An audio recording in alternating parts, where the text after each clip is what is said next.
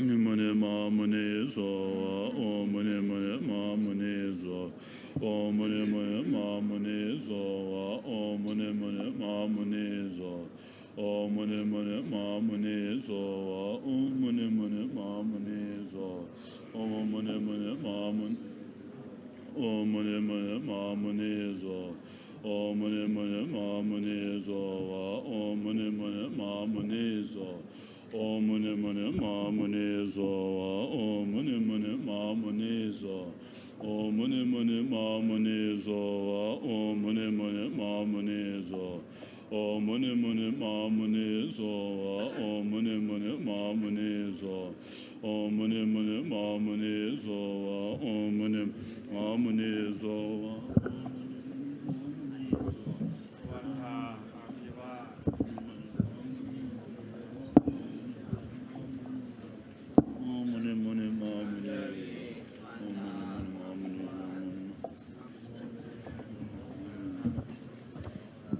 Mune mune ma mune zo nge wande nyondo na toba sangye jogyon lo jigya male bande sal gumba jo.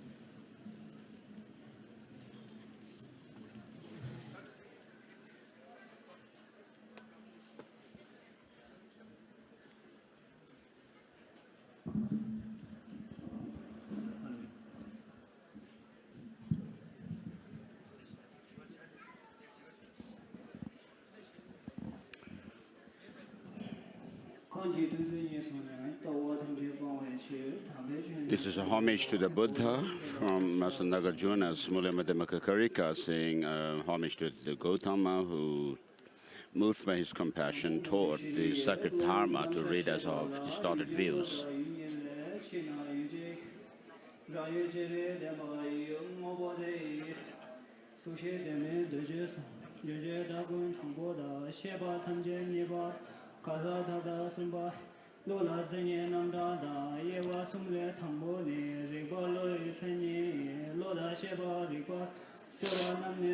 So there's reciting the text on Buddhist study of mind in a versified form, which goes through the definition of what is a mind or cognition. And a cognition is, or consciousness is that which has some object, whatever form or aspect it is. And there are 7 divisions of consciousness or mind.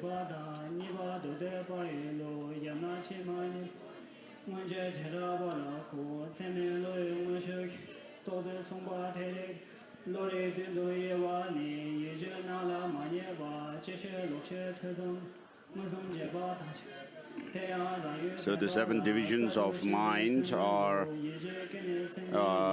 correct assumption, indeterminate consciousness, subsequent consciousness, wrong consciousness, doubt, direct perception, and inferential cognition.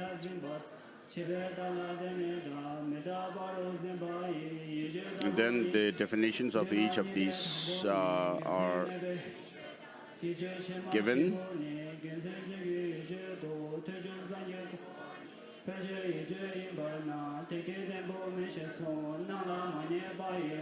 So correct assumption is a state of consciousness whereby you think that something is right, but without any reason, and therefore your this could change to doubt as well when someone gives some reason and so forth.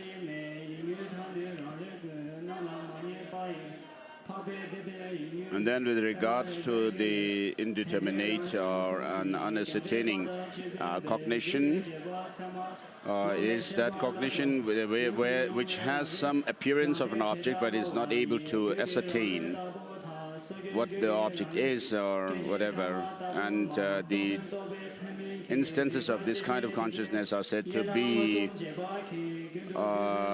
self-aware. There's a very short moment of self-awareness and so forth.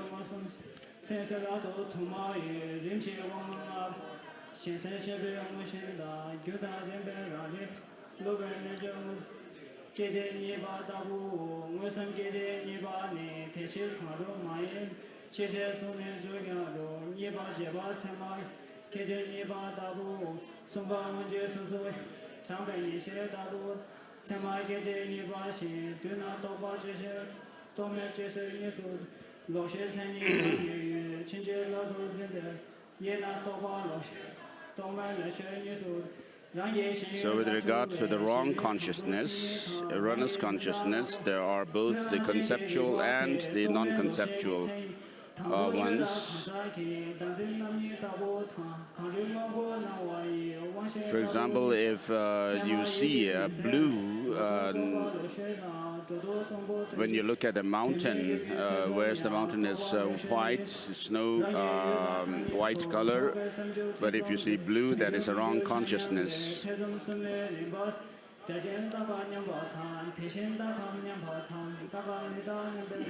And then next is doubt,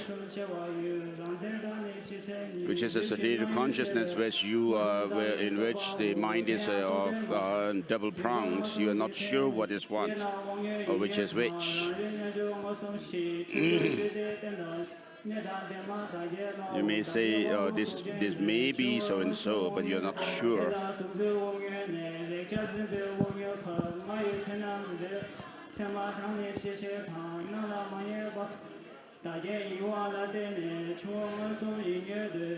the direct perception is a consciousness which is free from conceptual thought, and which is not mistaken with respect to its object. And the division of direct perception it is divided into mental direct perception, apperception, sensorial direct perception, sensory direct perception, and yogic direct perception.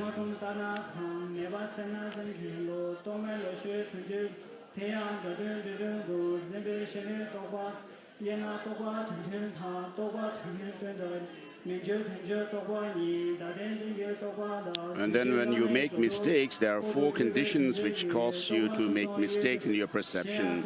One is some error or defect in the faculty, the sensory faculty, which gives rise to the different sensory perceptions. And then the second one is with respect to the object. And then the third one is like a place where you are. Could also your location, and then there is also the error that is caused by the immediately preceding condition.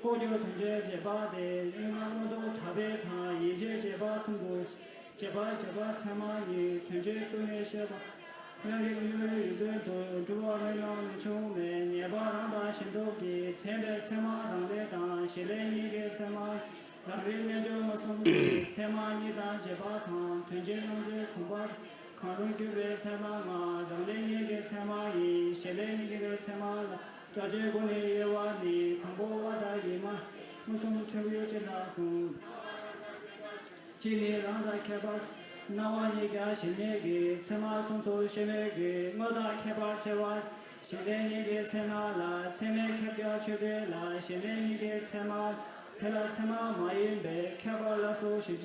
the text goes through other aspects of dividing the mind into two and so forth. So there are those minds which, there are divisions like conceptual and non-conceptual, the consciousness which ascertains its object by itself and by way of other factors.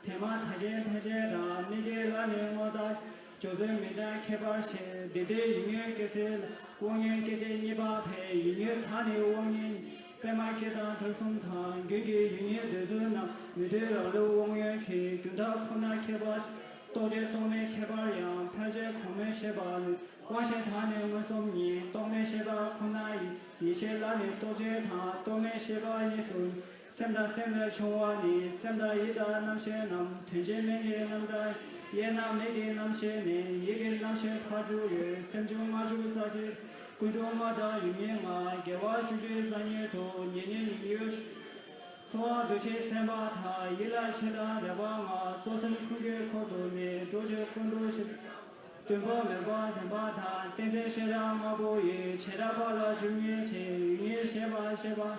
Teda Mosa Shede, Dechadani Sheda, Timu Mebe Gizasum, Chinju Shinjang Payut, Daniel Naba Misena, Nebo Mo Sundeso, Shede Gone Geva, Deja Kondo Mageta, Mari Tezon Dawato, Zanyu Inde Sanjuni, Nimon Sheveso, Chowa Kunzen Sabasi, Chado Sena Gudayo, Yada Namze Mozani, Zegan Made, Lelo Pame Jinieta, Sheshi Mai Namie. 你是在你陪着他，你是你的你们，你的都是深究的，古龙从的这里，给他们的龙马的，现在先都给我，都对这个龙马吧，太给我的起码送，我们从那里我也，年纪我送的，让人我送听来的，都对把他生长吧，年纪这个龙马，我也音乐让人，我说我送写的，地里马都头白些，拍着高的咱去。 这是全是古典所起的这个所拉度，看着老的古为新港所，看到的话马来就问，接着话等着给做做。 In the land surrounded by snow mountains, you are the source of all good and happiness. Tenjatsu, Lord of generous second person, may you live until the end of samsara.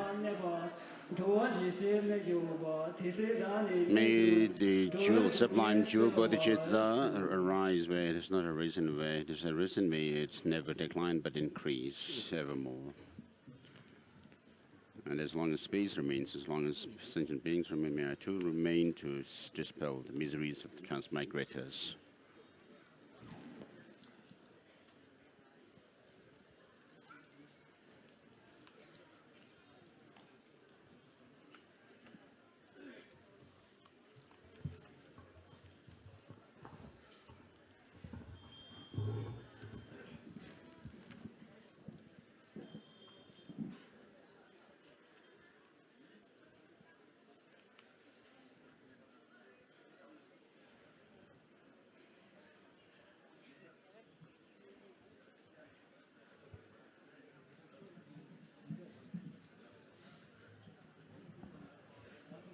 The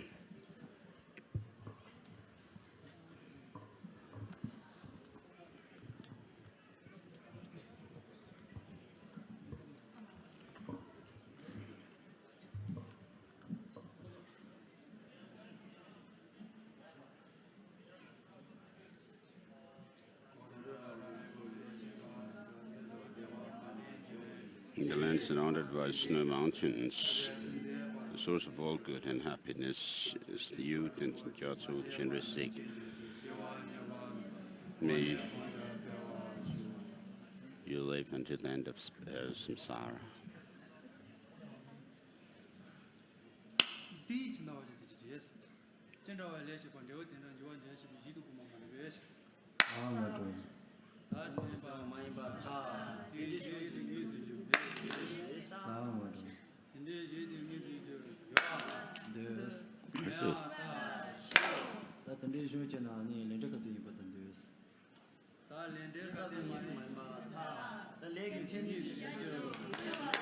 So they're debating on karma and asking the definition of karma.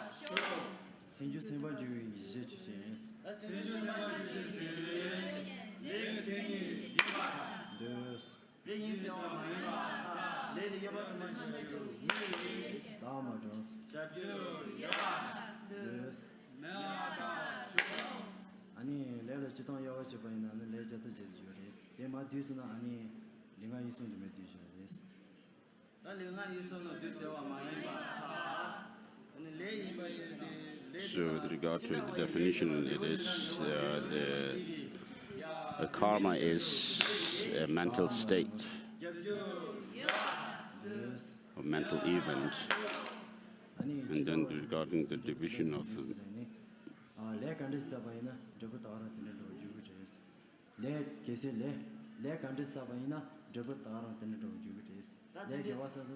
so whatever karma you create, you'll accordingly experience the result of it.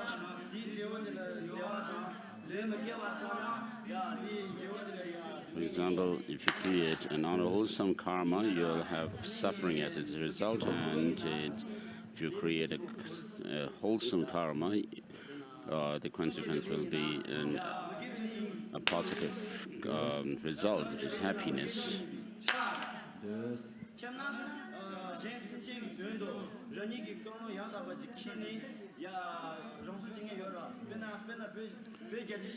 So if you say that virtuous karma is that which gives rise to happiness as its result, for example, if someone has a good motivation and kills somebody, is that action of killing virtuous or non-virtuous? Because it is an action of killing. It is any of the 10, one of the 10 negative actions or unwholesome actions. So is that killing negative action? If so, any of the 10 negative actions? If so, is it a negative action?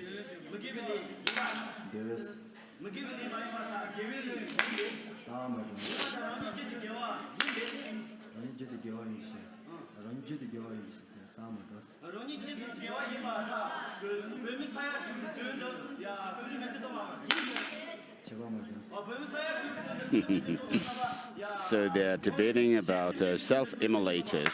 So is the killing of themselves, the self-immolation, positive action, because that self-immolation was carried out with a motivation to help, for the benefit of the 6 million Tibetans.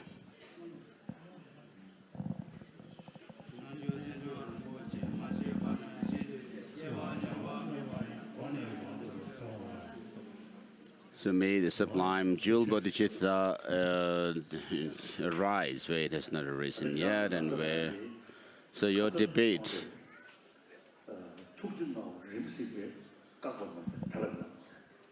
So yesterday we covered in the Guide to the Bodhisattva Way of Life the compassionate one who has a far sight actually allows certain actions which were prohibited for some others. So without the compassion and great compassion, and I don't know if that action of the self-immolation could be positive or not. Even though they may say that it's for the Tibetan cause and the Dharma. So I will continue with the text, Guide to the Bodhisattva, the remaining of the...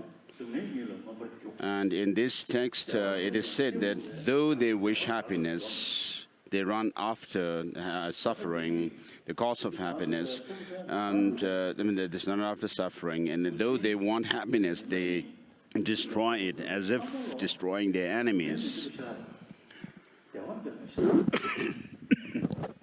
So all of us do not want suffering, but all of us want happiness. So we are all same in wanting happiness. Though we wish to have happiness, though we wish to get rid of suffering, we still run after suffering. So what this means is that you don't want suffering, but we have suffering. Within suffering, there is the mental and physical suffering, pain and pleasure. So although the physical pain, pleasure is something that is important, yet the mental ones, mental pleasure or joy and happiness are much more intense and stronger. So when I was once in Bodh Gaya and I went on a pilgrimage, I had some sickness which was with a very acute pain. And therefore I had to go from Bodh Gaya to Patna in Bihar state, and from there I was going to go to Mumbai, and on my way from Bodh Gaya to Patna, I saw children. Poor children, many of them who have difficulty with their livelihood, eating meals and so forth.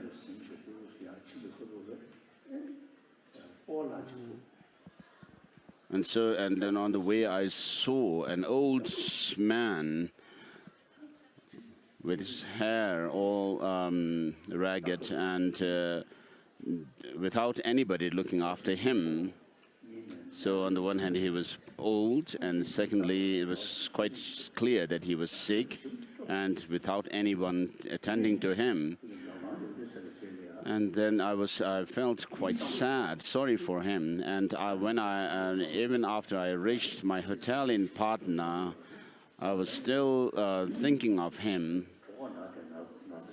and feeling sorry for him so strongly that my pain kind of subsided. So when I thought that, I have all these facilities that I have access to, but that person didn't have anything, and so that's really, kind of overshadowed the pain that I had, and therefore the more important thing between the physical and the mental experiences is that of the mental ones. So of course in the world today we have great facilities like medicine and so forth for physical health and so forth. But however advanced materially these different countries may be, there are people who are very unhappy and therefore they resort to taking drugs.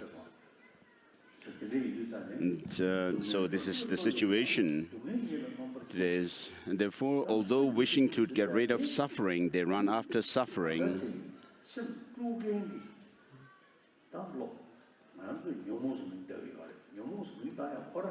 And so that factor which disturbs our peace of mind is called in our tradition, mental afflictions. No sooner this experience or this state of mind, a certain state of mind arises in us where they disturb our peace of mind, and that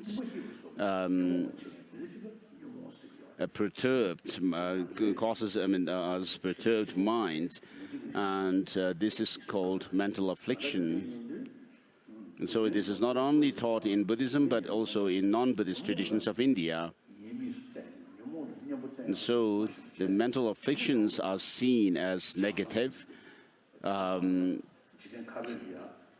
faulty experiences, and therefore the means to get rid of them are developed.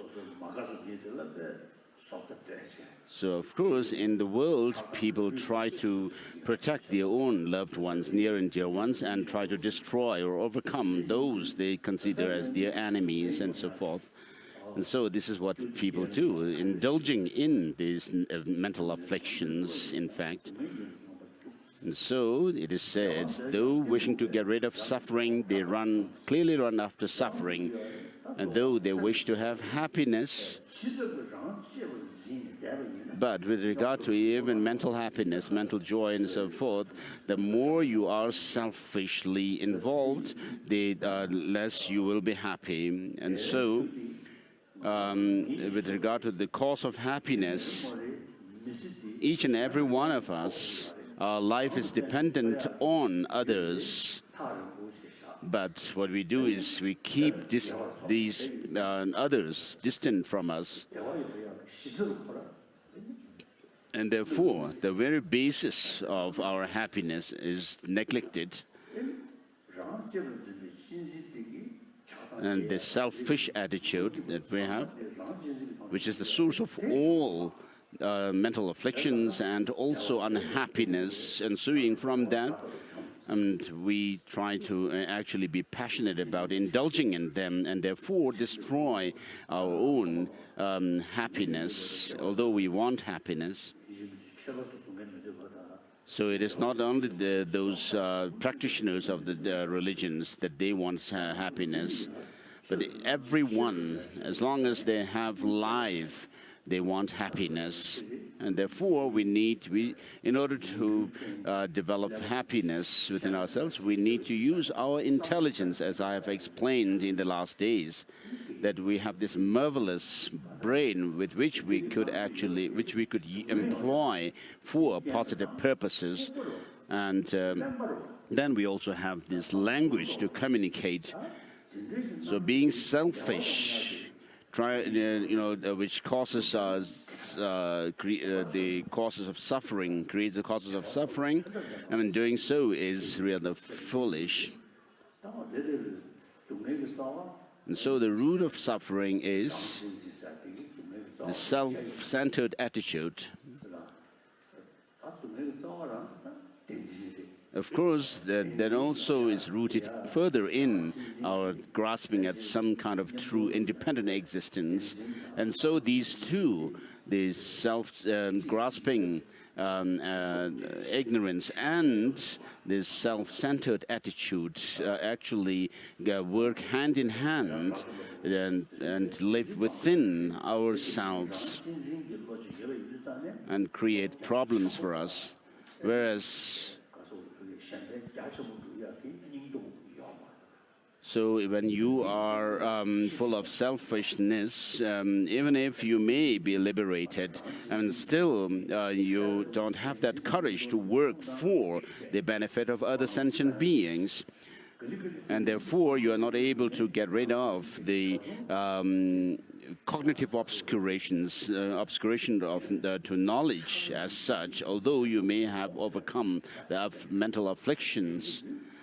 And so the subtle faults, like mental faults, still are left within yourself.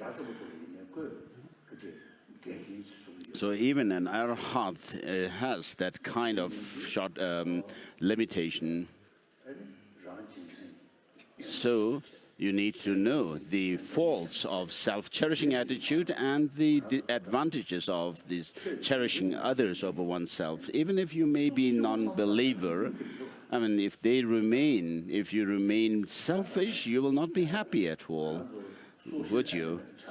So as social animals, we need, if we could actually think of the community as a whole, I mean, it is more realistic approach for oneself as well. So we were born from our mothers, and for a few years we were nurtured by our mother's milk, and therefore this is how our life began. And since as human beings,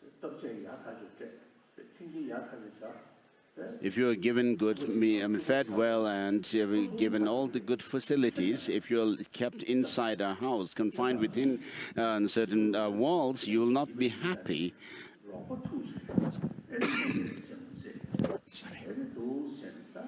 Whereas if you actually are with friends, having a good time and playing with them and so forth, you will be happy. If you remain alone, of course, you will not be happy. Of course, even while remaining alone, if you are able to work against these mental afflictions of attachment, hatred, and so forth, I mean, that would be good. So whereas the community you live in is the one, is the basis of your own happiness, your life. I mean, if you don't take care of the community, I mean, you will not be happy if you remain selfish. So the chapter 6 of this text, and this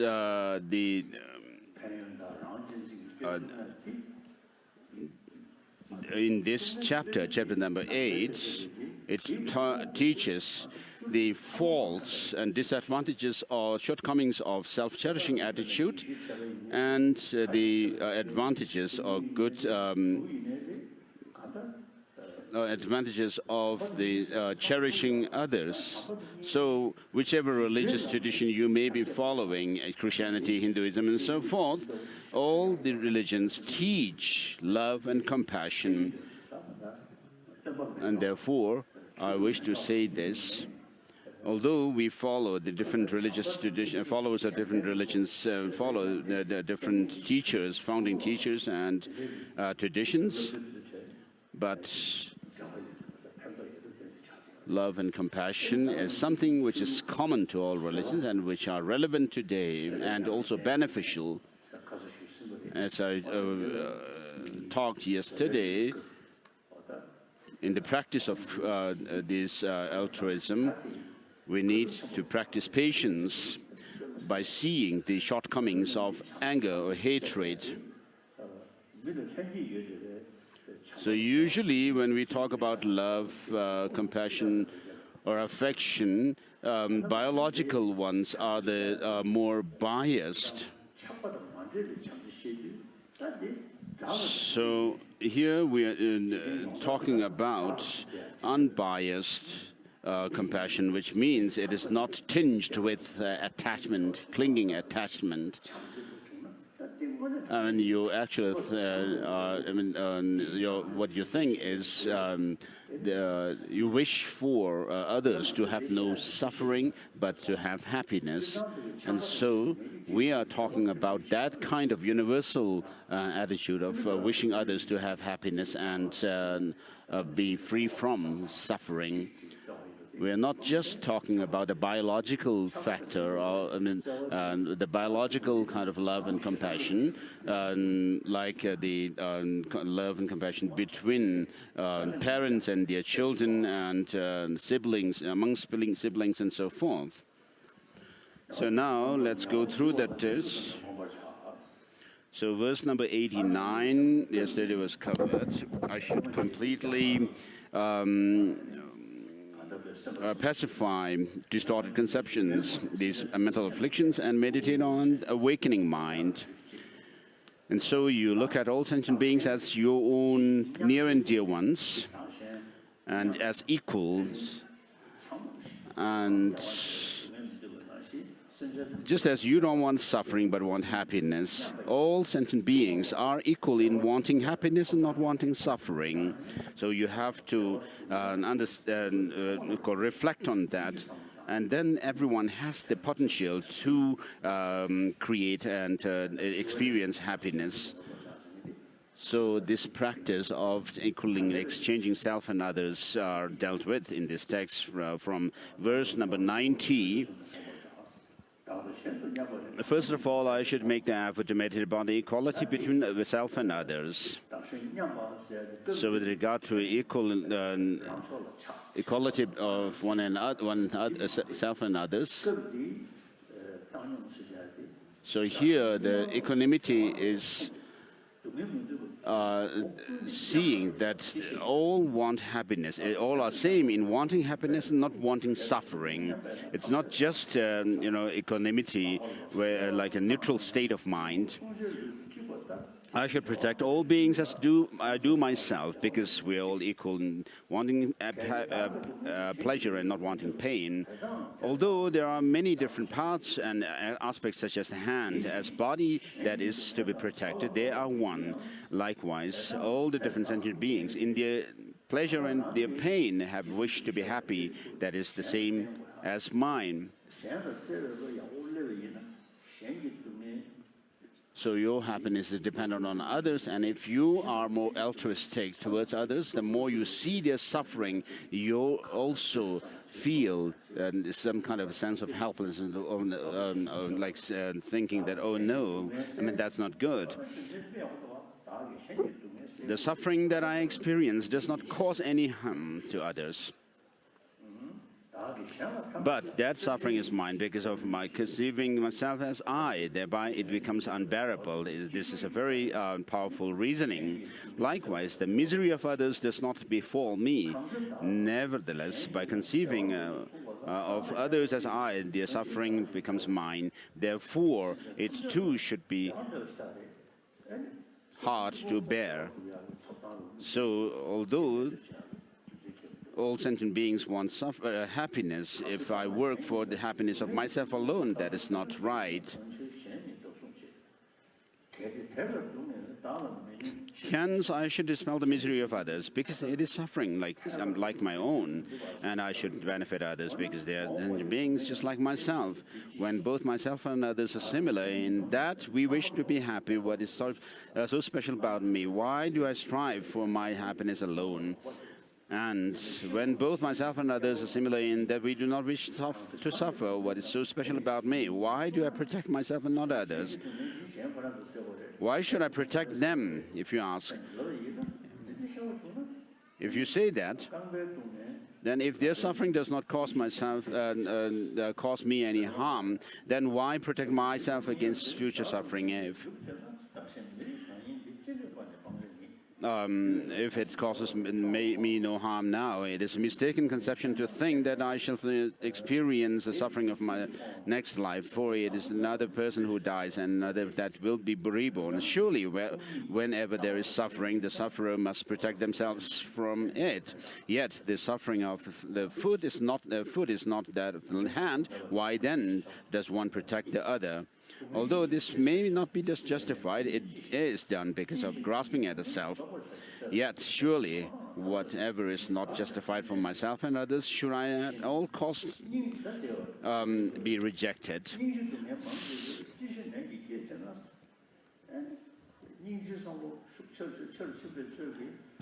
Now, such things as a continuum and an aggregate are false in the same way as prayer, beads, and an army. There is no real honor of suffering. Therefore, who has control over it? There being no inherent honor of suffering, there can be no distinction at all between that of myself and others. Thus, I shall dispel it because it hurts. Why am I so certain that I shouldn't, and so forth? But why should I turn away the misery of all? This is no ground for argument. So when you are dedicated for liberating others from suffering, you have the courage to do so with compassion. It is not like a foolish way of thinking that you will liberate others as such.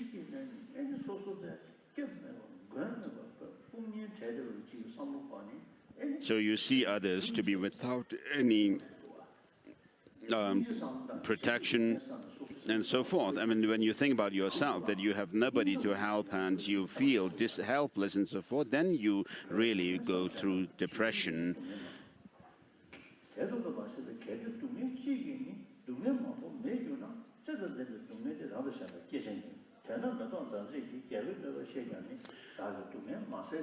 So if by one person suffering, the suffering of many would be destroyed, surely kind-hearted people would accept it for the sake of themselves and others. So these are the verses. He's always making the comment. Thus the Bodhisattva Pushpachandra, although aware of the harm the king would cause him, accepted his own suffering in order to eradicate the misery of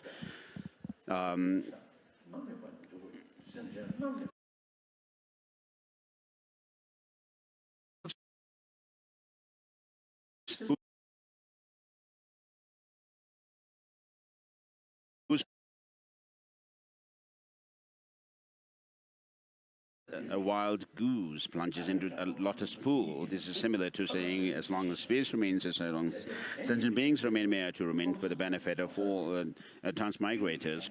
Will not the ocean of joy that shall exist when all beings are free be sufficient for me?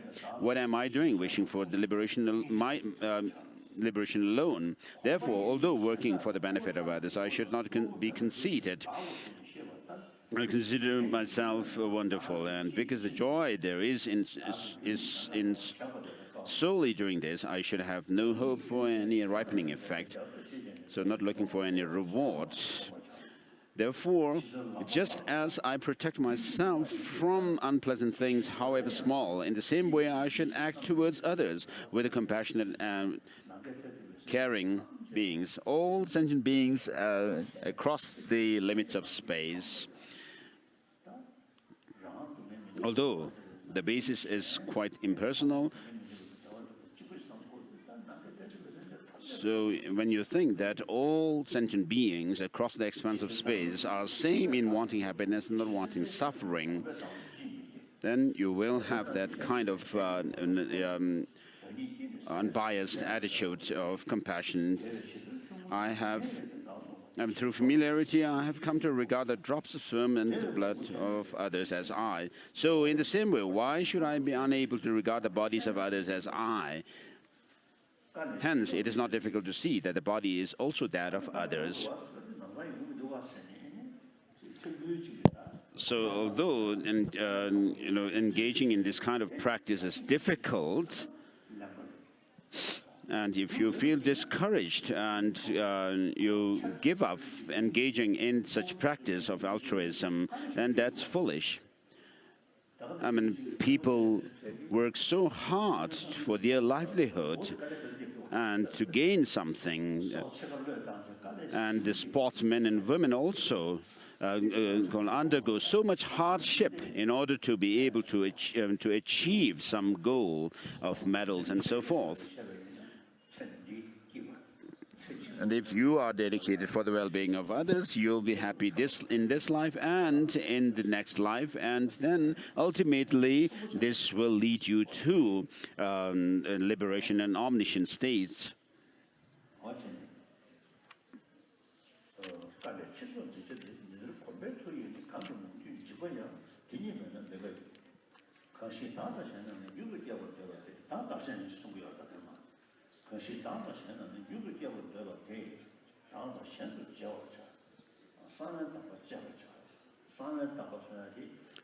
So with regard to the secret, the holy secret, it refers to verse number 120. Thus, whoever wishes to quickly afford protection to both self and others beings should practice that holy secret. And from this down, it is teaching that of the equaling and exchanging oneself, the exchanging of self and others.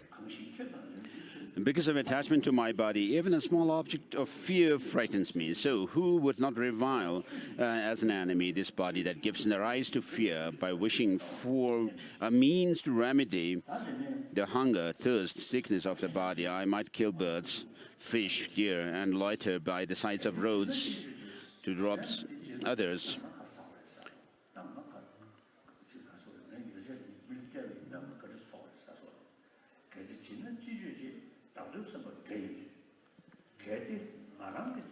So 125 says, if I give this, what shall I have to use? Such selfish thinking is the way of ghosts. If I enjoy this, what shall I have left to give? Such selfless thinking is a quality of the gods. If, for my own sake, I cause harm to others, I shall be tormented in hellish realms. But if, for the sake of others, I cause harm to myself, I shall acquire all that is magnificent.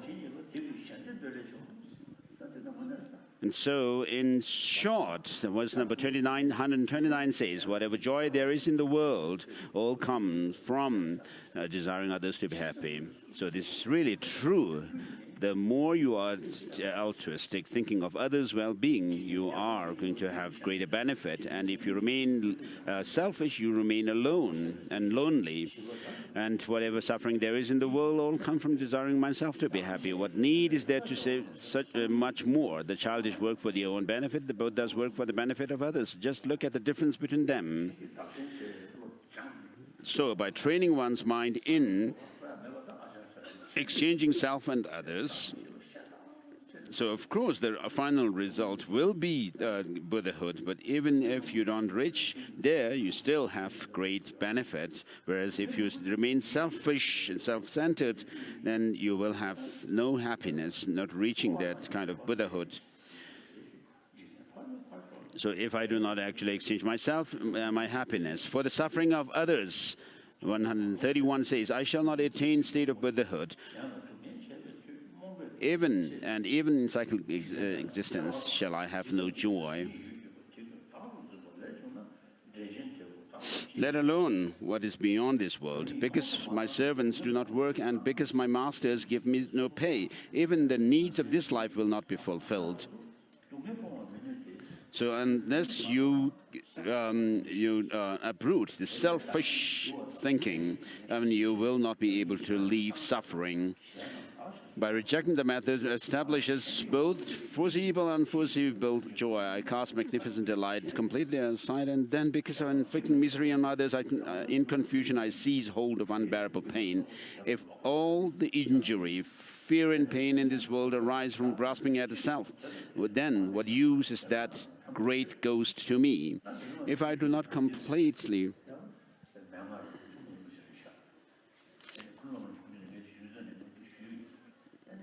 from 137,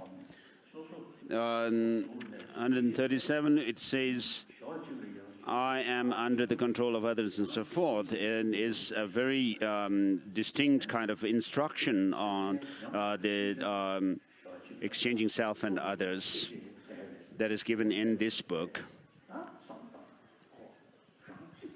So you have yourself, and then look at the selfish attitude, what its shortcomings are on the one hand, and look at the advantage of cherishing others over oneself on the other hand. And so you compare which is better, and so you think of the others on one side, yourself on the other, on one side, and think of which is better, to think of the masses or yourself alone in this meditation.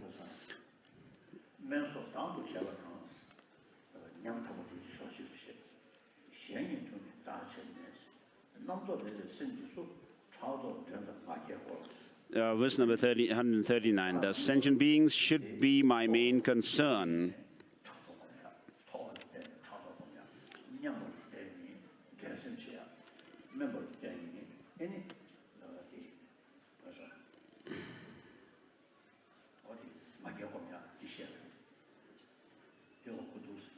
So here, the text goes through the meditation on cultivating that of jealousy to those who are higher than yourself, and having competitive feeling towards those who are equal to yourself, and then cultivating that of pride or arrogance in relation to those who are lower to yourself. So the sentient beings should be my main concern. Whatever I behold upon my body, I should rub and use for the benefit of others.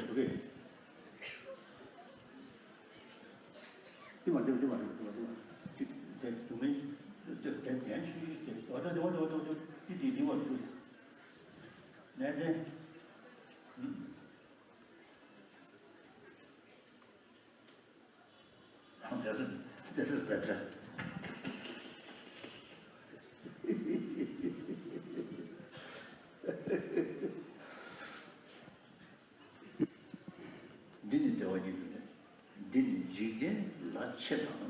Considering lesser beings and so forth as myself, and considering myself and as others, in the following way, I should meditate upon envy, competitiveness, and self-importance, with a mind free of distorted concepts. He is honored, but I am not. I have not found wealth as such as he. He is praised, but I am despised. He is happy, but I suffer. So in Mahayana Buddha Tantra, it says, it teaches about the Buddha nature, which says that the Buddha nature is within all sentient beings. As we already covered in this book also, even the insects and flies and so forth have that Buddha nature, and therefore if they are able to put effort, they will also eventually attain Buddhahood. And so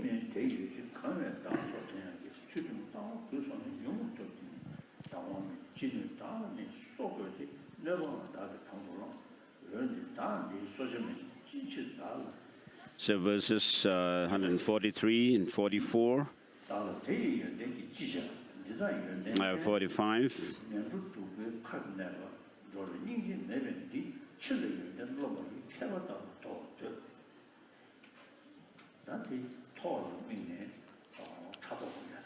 So that's so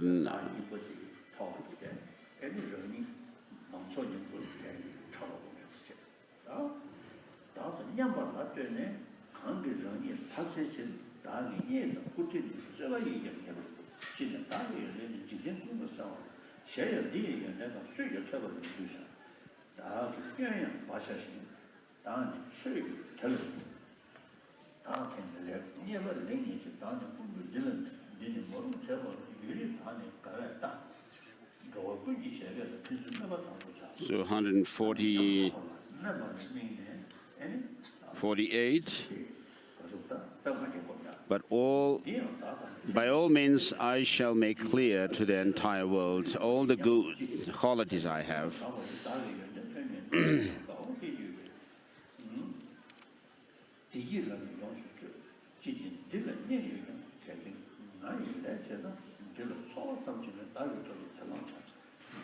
And so up to verse 146, I think it's talking about cultivating this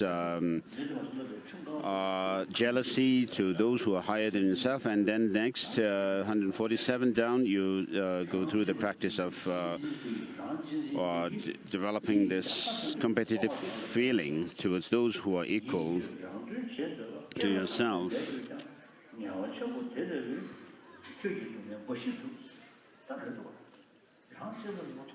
So 154, his happiness and comfort will decline, and I shall always cause him harm.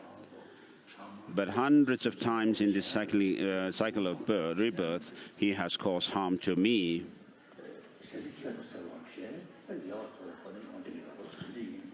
So all the miseries and difficult problems that we undergo are because of neglecting and disregarding the happiness and well-being of others.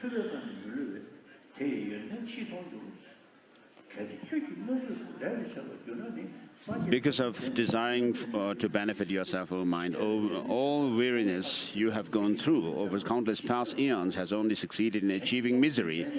So therefore, I shall definitely engage myself in working for the benefit of others. For since the words of the mighty ones are infallible, I shall behold its advantages in the future. If in the past I had practiced this act of exchanging self for others, so you are actually like debating between yourself, your old self, which is full of selfishness, and this new self, which wishes and works for the benefit of others. Therefore, just as I have come to hold as I these drops of sperm and blood, likewise, through acquaintance, I should also come to regard all others. Having thoroughly examined myself to see whether I am really working for others or not, I shall steal whatever appears on my body and use it for the benefit of others. I'm happy, but others are sad.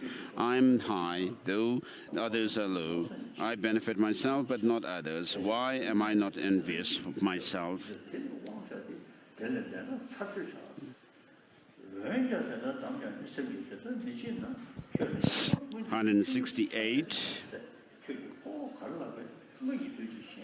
169 says that previous time when you could overcome me is now past, but I see your nature and your faults. And wherever you go, I shall destroy your arrogance. I should immediately cast aside all thoughts of working for my own sake. By having sold you to others, I shall not become discouraged, but shall offer up all your strength to others.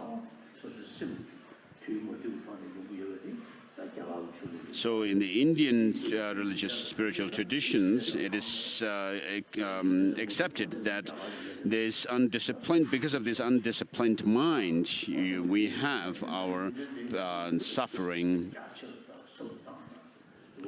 And then on top of what was already there in the ancient Indian traditions, the Buddha gave more extensive and profound teachings like this, equally in exchanging self and others, and also that of the teaching of selflessness. And these teachings of exchanging self and others are also found in Ratnavali by Master Nagarjuna. If, having become unconscientious, I do not give you all living beings, it is certain that you will deliver me to the guardians of the hells.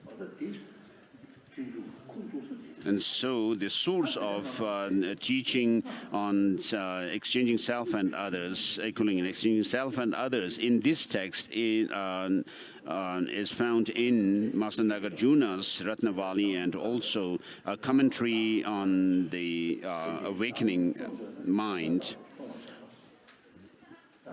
It is certain that you'll deliver me to the guardians. For ages have you dealt with me like this, and I have suffered long. But now, recalling all my grudges, I shall overcome your selfish thought. Likewise, if I wish to be happy, I should not be happy with myself. And similarly, if I wish to be protected, I should constantly protect all others. To whatever degree I take great care of this body, to that degree I shall fall into the state of extreme helplessness. So, of course, even if you do this kind of practice of exchanging self and others, and also in relation to it, that of giving and taking, when your body, when you suffer physically, I mean, you may have difficulty doing that.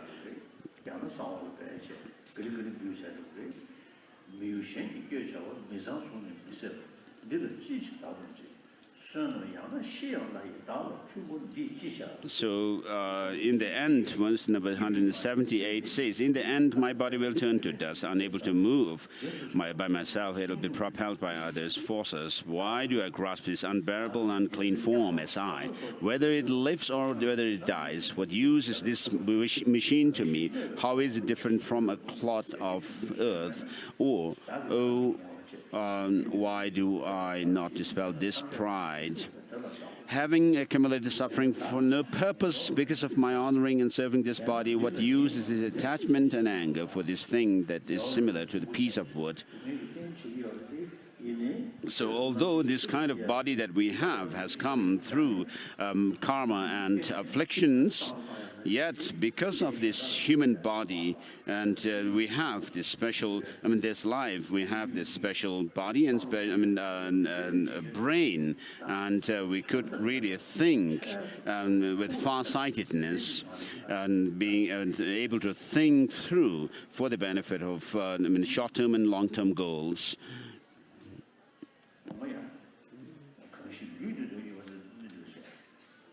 So therefore, in order to 184 says, therefore, in order to benefit all beings, I shall give up this body without any attachment. Although it may have many faults, I should look after it while experiencing the results of my previous actions.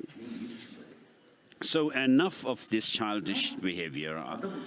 So far, we have remained selfish, and as a result, we are where we are now.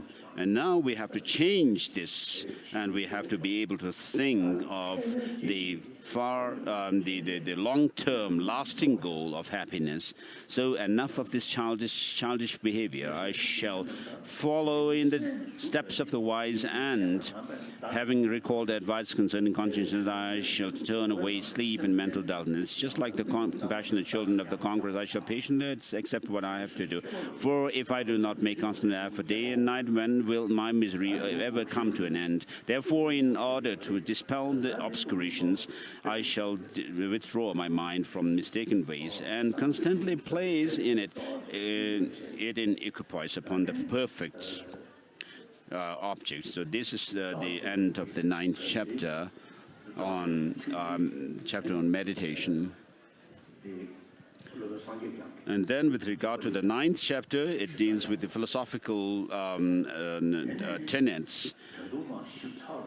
And in order to really understand what is taught here well, we have to go through the root of Madhyamaka text, which is Master Nagarjuna's, the root wisdom verses of middle way. And then we also need to go through the commentaries to it by Buddha Palita, Chandrakirti, and then also Bhaviveka and so forth. So if you are able to study these texts by Master Chandrakirti, such as the Prasanapada, and also which is like the commentary to elucidate the words of the Madhyamaka Karika by Nagarjuna, and then Chandrakirti's Madhyamaka Avatara, introduction to the middle way, which actually is a commentary on the meaning or the content of these Madhyamaka Karika. I mean, if you could study these books well, then you could actually understand the Madhyamaka philosophy better. And then in order to go through the more detailed arguments back and forth between within the Madhyamaka, amongst the followers of the Madhyamaka tradition, you could also study Bhaviveka's the lamp of wisdom and so forth. So with regard to wisdom, there are the wisdom or an understanding of the different philosophical, different sciences, different fields of knowledge, and then the varieties which deals with the diversities of things, and then there is the wisdom or understanding of the ultimate nature of things.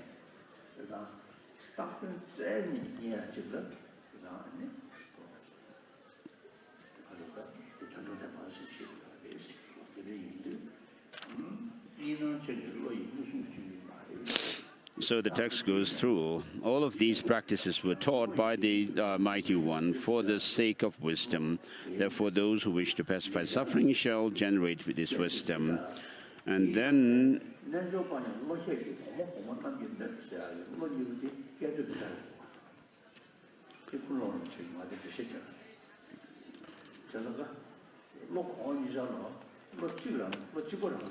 so in the text, it goes through the two truths, conventional and ultimate. These are accepted as the two truths. The ultimate is not object of mind, it says, and the dualist, and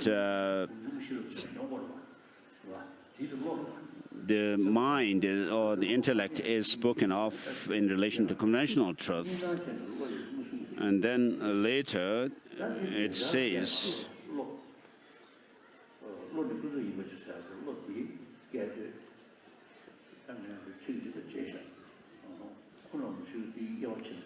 so Kundalama Rinpoche, when I received teaching on this from him, he actually said that in the Sanskrit text, the two words that are used, that are translated as law in Tibetan, in these two lines, in the second verse of this text chapter, the ultimate is not the object of mind, and that mind and or law and the mind in the next line are different. And in light of that, the world is seen to be of two types, yogis and common people. And regarding that, the world of common people is undermined by the yogis' world.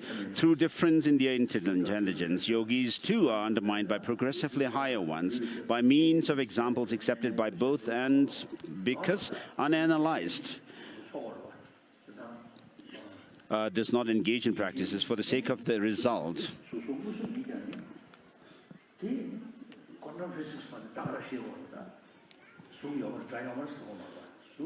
So then the refutation or refuting objects from the realists, the proponents of the realists, the common world sees the functional things and conceives them to be truly existent.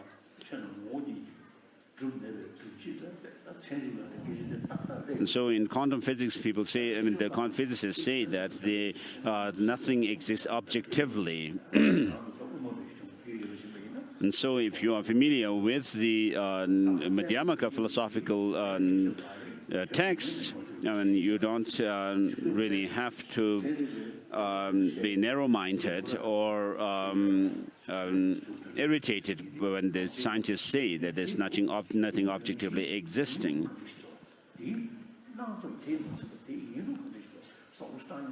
So when we talk about the ultimate nature of things, we actually search for the true reality of how things are.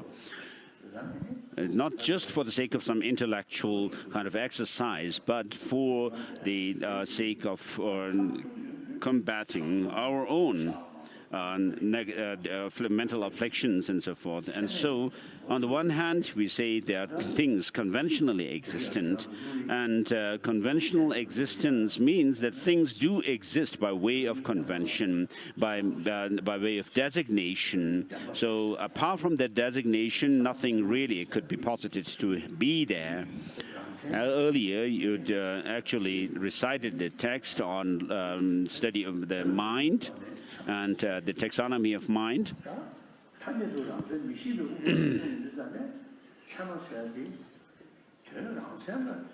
And so certain Madhyamaka philosophers do say that things have some objective existence, whereas others say that there's nothing whatever that exists objectively.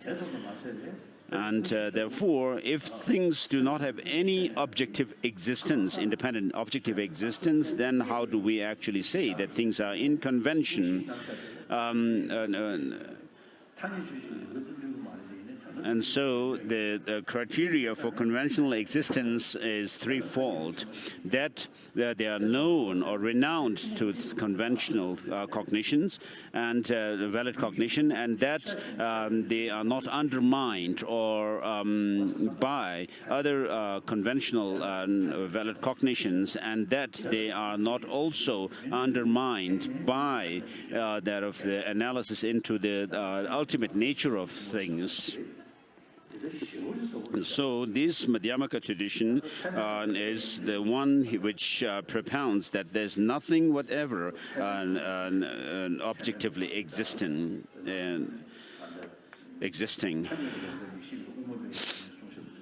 So the explanations that are found in the Madhyamaka tradition, this latter Madhyamaka tradition, can actually stand to the test of reason as well.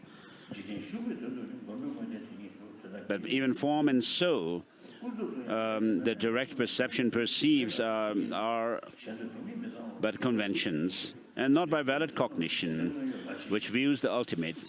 And those are the faults. They are like worldly acceptance of what is unclean and so forth, as clean and so forth. So this is the verse where His Holiness was commenting on the two truths and the difference between the Madhyamaka, within the Madhyamaka tradition and so forth.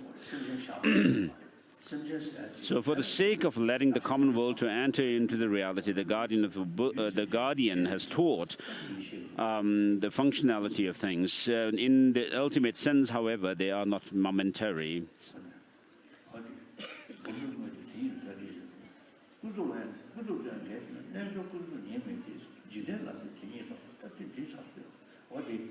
Suppose, like this, because you objected, but it also contradicts at the conventional level by the flawlessness of convention of yogis, that he has no fault of contradiction.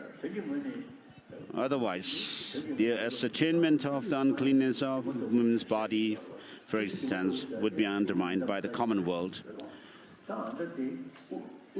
And so, from the point of view of the Madhyamakas, rejecting any objective existence in things whatever, this does not contradict the conventionalities of things at all, because convention is said to be merely designated, and there's nothing which can actually contradict that. And though we say that they say that things are in convention, they do also say that nothing exists independently and from the object side, and therefore things are like illusion. So there's no contradiction. Furthermore, from the illusion, like victors, arises positive forces.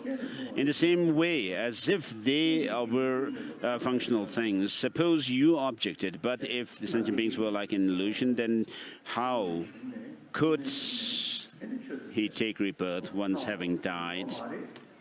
And so, though things do not exist the way they appear to us, as the Madhyamakas say, and they are like those of illusion, illusory magical illusions. So this is the debate. So in the 24th chapter of Madhyamaka, Mula Madhyamaka Karika, there is actually argument from the realist side of the Buddhist realists to the Madhyamakas, saying that if nothing really exists objectively, then there cannot be the Four Noble Truths and then the Three Jewels and so forth. But Master Nagarjuna responds by saying, you have not understood the meaning, the nature and the purpose of emptiness.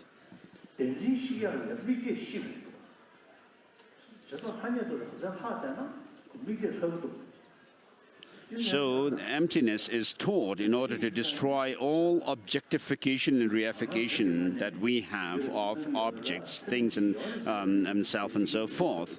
And so, if there is something that is still left, even after saying nothing truly or nothing independently exists, and that is that shows that some objectified thing is still left there. And so the Madhyamakas who reject any objective existence, reject any existence from their side. And Master Nagarjuna says that what is said to be empty is the middle way, and he says what is dependent on others is said to be empty. And since there's nothing which is not dependent, therefore there's nothing which is not empty. And so these two verses from the 18th chapter of from the chapter 24 must be of Mula Madhyamaka Karika should be memorized. And then in this 18th chapter of Mula Madhyamaka Karika, there is this verse which says the karma and afflictions are, when they are ended, there is liberation. Karma and afflictions arise from conceptual construct, and that in turn arises through this elaboration or fabrication, and fabrication is ended by emptiness. And so, if you check things from the point of view of the Madhyamaka philosophical understanding, and there's nothing which is not dependent. For example, if you talk about causality, the effects are dependent on their causes, and because of their result or effect, certain things are called causes. And just as the effect arises in dependence on cause, and it's not only that the effect is dependent on its cause, but even the cause is posited and obtains its identity in relation to its effect. And therefore, in that sense, the cause is dependent or related to that of the effect. And then similarly, action and the acted upon object and the agent are interrelated. So because of some action, you would say, oh, this action was done on that object, and so forth. And therefore, and then you have an actor, the agent. So apart from the action, there's no acted upon object, and apart from that, there's no actor, and so forth. And so, when we talk about action, the agent and the acted upon object and so forth, they are done so from a conventional standpoint, without doing, and at which stage we do not do any analysis into the nature of things as such, but posit them as actions and so forth in convention. And then when with regards to the dependent origination, there is the dependence in terms of how a whole is dependent on its parts. So quantum physicists do come up with this idea. Whereas so the second so there is dependence in terms of causality, there's dependence in terms of whole and parts, and then there is dependence in terms of how things are merely designated. That is the highest Madhyamaka philosophical view of dependence. So when you understand that there's nothing which is not designated, nothing which is not designated, that things are devoid of any intrinsic or independent existence because they are merely designated, that destroys all objectification. And then when you destroy objectification or reification in things, that actually counters our exaggerated outlook on things, seeing attractiveness or unattractiveness and so forth as absolutely objectively existing and so forth, which in turn helps to reduce our mental afflictions and so forth.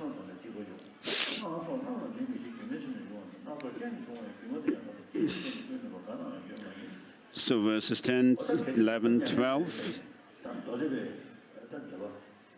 So these reject the Sotantika standpoint, and then verse 13 down is a rejection or refutation of the Chittamatra view.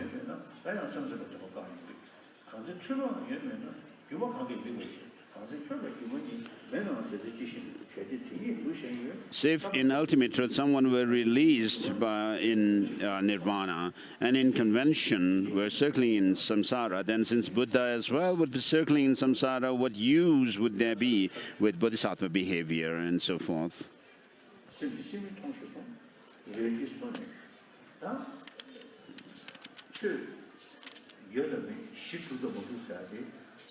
Whether something exists or not, whether something is in existence or not, is delineated by whether that there is a valid cognition of it or not.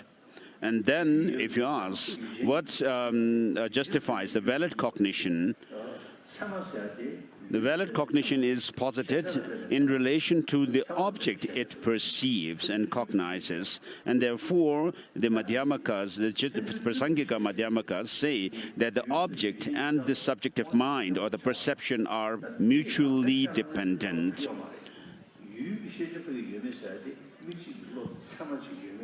So whereas other Madhyamakas who assert some kind of objective existence say that of course, the objective existence is posited or justified by the valid cognition of them, whereas the valid cognition is itself justified by or established as valid by the apperception or self-cognition and so forth. So these are Chittamatrans who say that.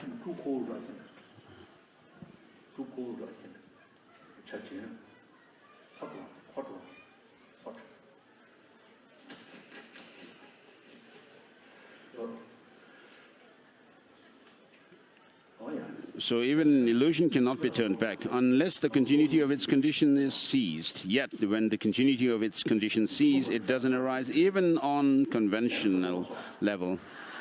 So His Holiness says those who need to go to the loo, the restroom, please do so and don't wet the cushion here.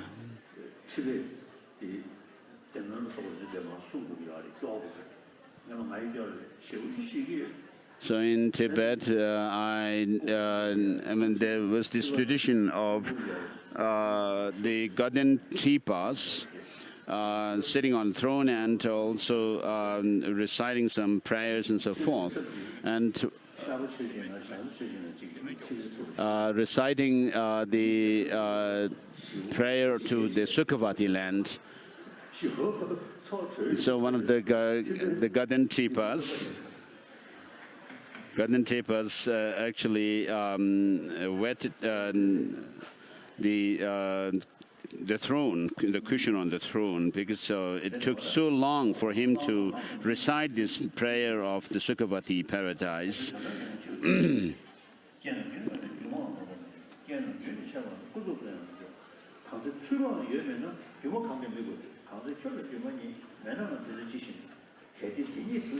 So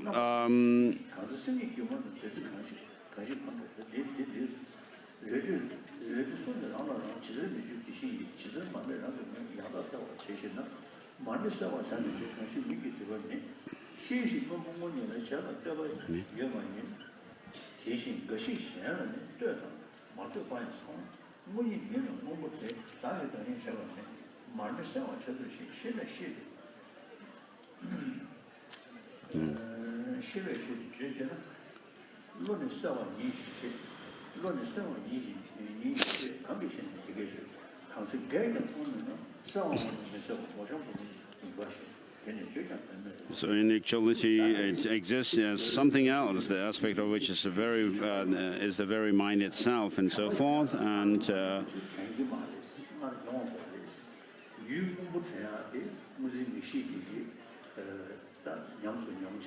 so in order to have some memory, the text goes, we have come to the point where it deals with point that for memory, you need to have the experience of something. Without experiencing something, you cannot talk about its memory. And so when you see, for example, when you remember seeing a blue color, you do so because you have seen the blue, and the memory comes because of that experience of having seen the blue. And then the seeing itself is remembered because there is, it is argued that because there is the perception of that cognition which has seen the blue, and therefore you actually remember the seeing, the perception itself.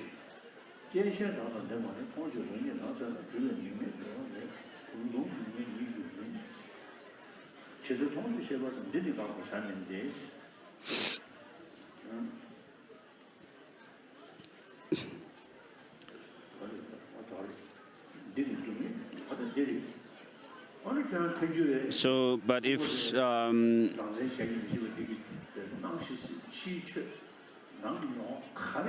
so the Chittamatas say that there are blue in crystal and intrinsic blue which does not depend on others.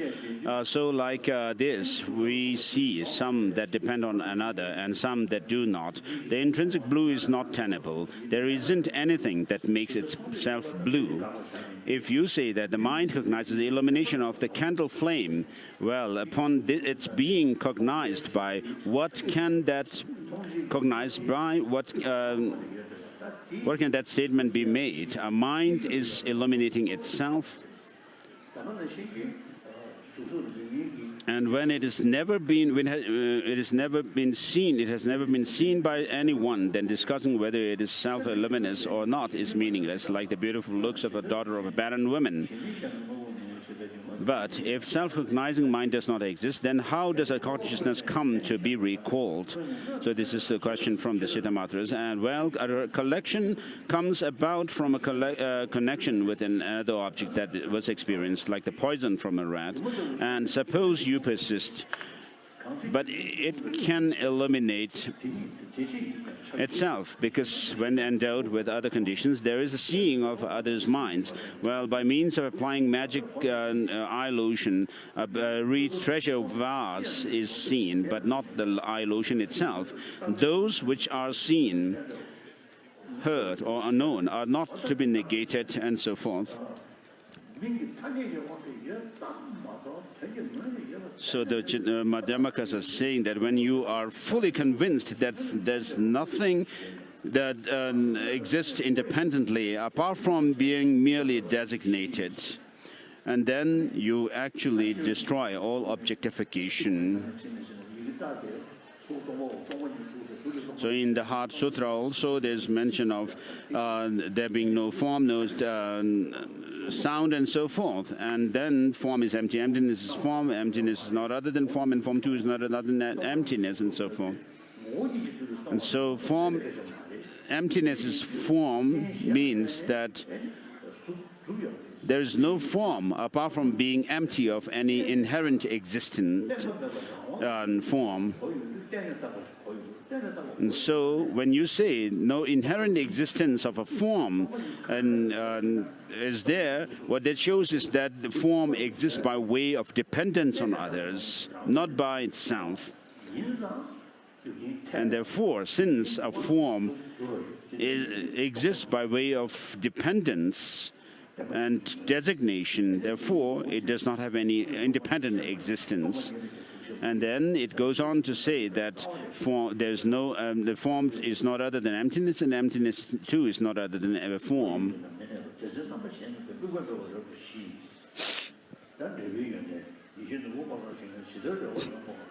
So the wish-fulfilling jewel and so forth down shows that of the resultant qualities that you attain.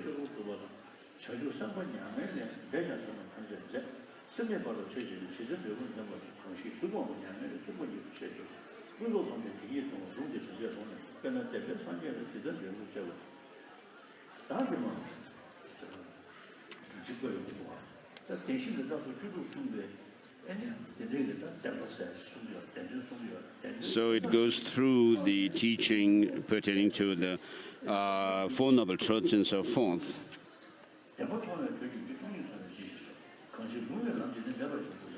Verse number 40 down.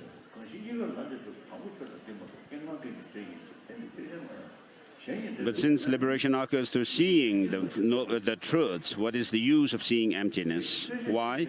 Because in Scripture it is proclaimed that without this power there's no enlightenment. Suppose you then object, but Mayana is not established as valid. Well, how can your scriptures be established? If you answered, because they are established for both parties, well, they weren't established for you from the start. Any criterion that would give confidence in them would equally apply to.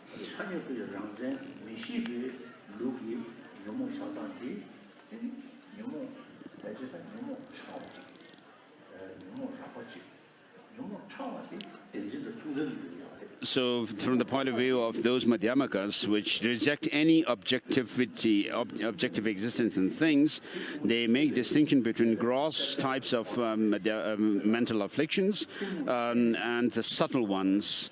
And then within the subtle ones, those that arise in dependence on our ignorance of the ignorance about the true nature of things, and then those which actually go concurrent with these ignorance. And so this is clearly mentioned in the 400 verses by Aryadeva and its commentary by Chandrakirti. So it says the subtle mental afflictions arise and to go concomitant with that of the grasping at true existence.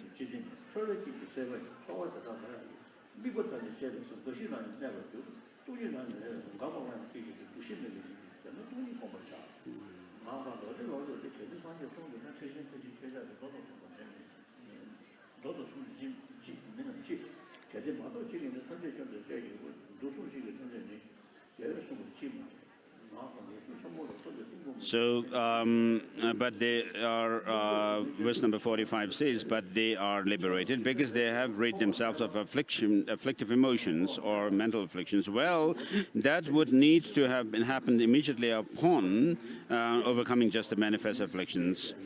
However, it is seen that despite their lacking of afflictive emotions, they still have the power of karma and so forth. So when you are able to feel convinced and gain insight into the fact that there is nothing objectively existent, yet because of grasping at some true objective existence in things, sentient beings cause themselves suffering, and therefore your understanding of emptiness would in fact give an upsurge of compassion towards these sentient beings.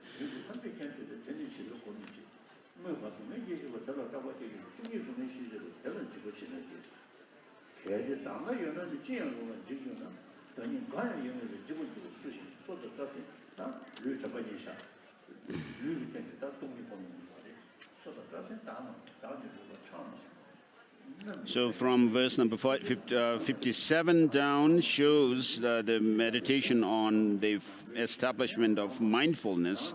And so it starts with the mindfulness of the body, with teeth, hair, and nails are not a self, nor is self bones and blood. Self is neither mucus nor flame, and nor is self lymph and pulse and so forth. So in the 400 verses,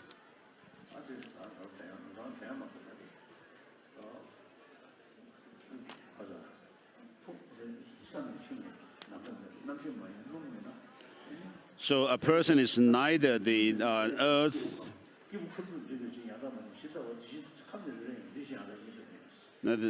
water, and so forth, the six elements. If it is not all this, what else is a person? In the Ratnavali it says. And then it goes on to say a person is someone designated upon these six elements. And these six elements, too, they have no real existence. And therefore,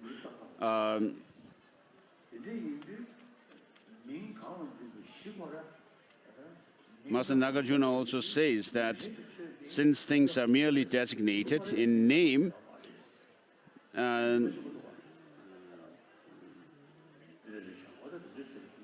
and space is also mere name and so forth, and name itself is mere name.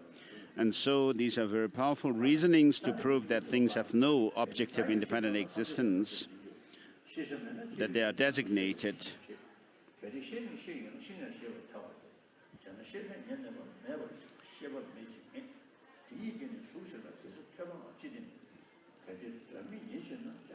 Verse number 60.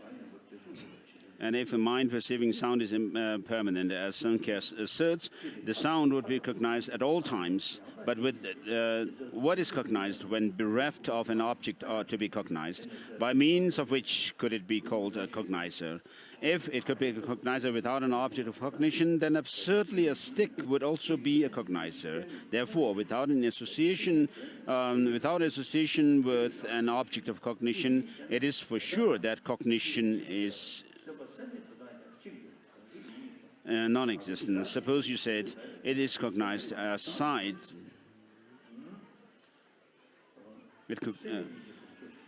It cognizes as sight. Well, why doesn't it also hear at that time? If you answered, because the sound is not here nearby, well, then it is no longer a cognizer of it. How can something having a mental guise of the cognizer of a sound become a cognizer of a sight? So when the Madhyamakas, the Prasankika Madhyamakas say that there's nothing objectively independent in existence, people and others think that they are saying that nothing really exists.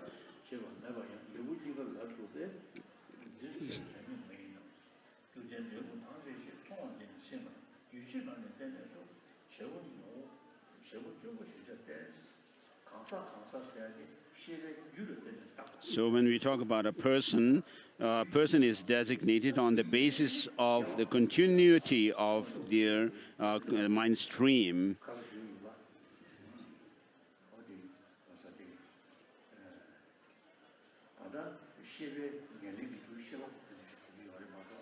So for consciousness to arise, its substantial cause should be a consciousness as well. Without that, a consciousness cannot arise as such.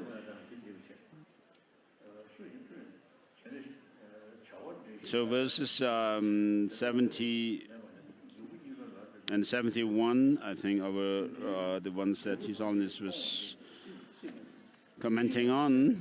Verse number 71 says, since it is established for both of us that action and the result have a different basis and that the self hasn't an active role in it, isn't it useless to debate on this point? And then it goes on to say, seeing causal state endowed with simultaneous result is never feasible. It is through the shared continuum that the agent and the experiencer of the results are explained. The past and the future minds are not the self, since they do not exist. And so, with regard to the mind itself, the mind could be understood in terms of its future aspect, the present and the past. So even if you talk about the present moment of a mind, half of it is gone and half is yet to arise. So where is the present as well?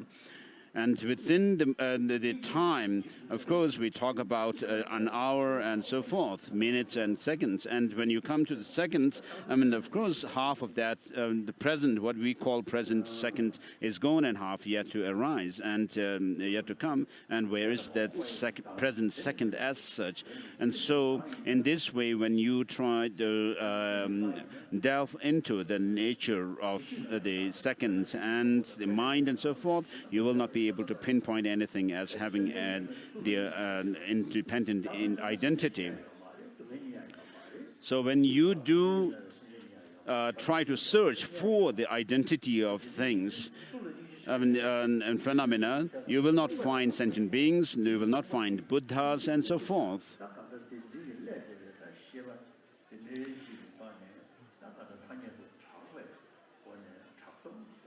So merely on the basis of the conventional existence, we say things exist because they are known to convention.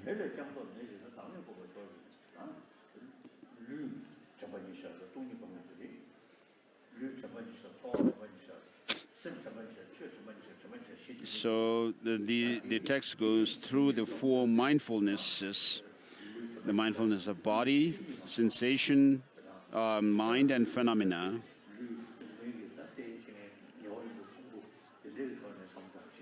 So generally, we do meditation on the impermanent nature and the body and impurity, impure nature of the body, and that it causes suffering and so forth. But here, the meditation is also given in terms of meditation on the emptiness of the body.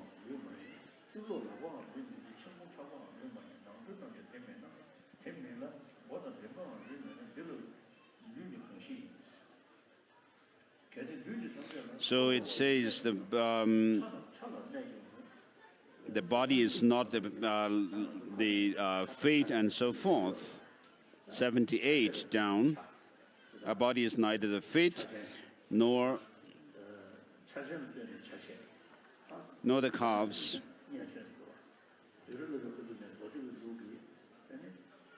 Nor is the body, the thigh and the hips and so forth. The sides of the torso and the hands are not a body, and so if the body were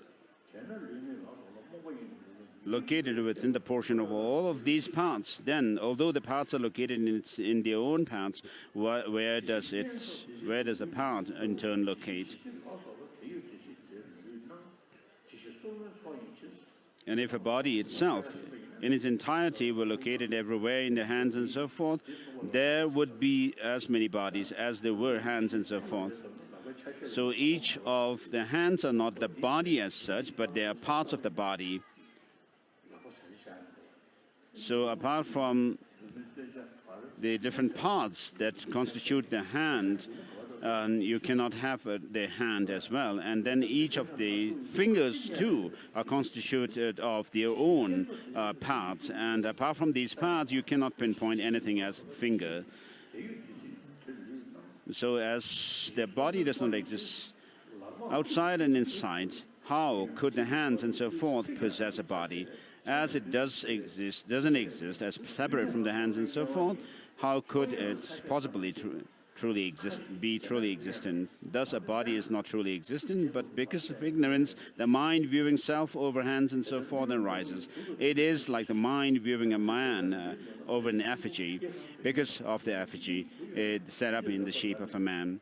For as long as the conditions are assembled, the body of effigy is seen as a man. Likewise, as long as there are hands and so on, they are seen as the body. Similarly, because of its being composite of fingers, what is there as a hand, and the same analysis with that finger because of its being a composite of joints, and a joint, and as well from the breakdown of its own parts and so forth.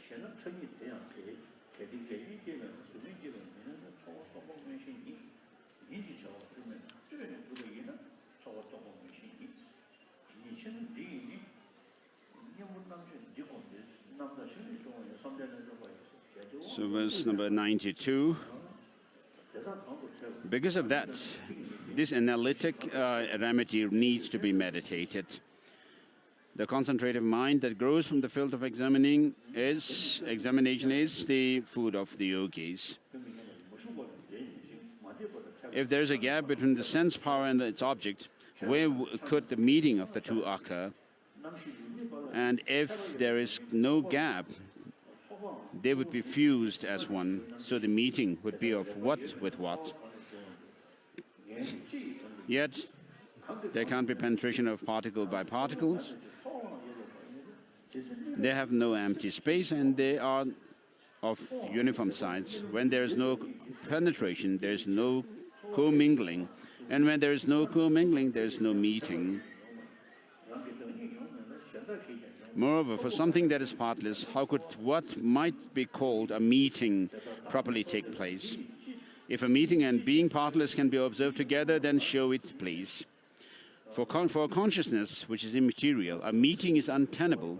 A collection as well does not truly exist. The analysis undertaken previously is also applicable here. And so, like that, When contact does not truly exist, from what does a feeling arise? For what reason is all this painful effort put in?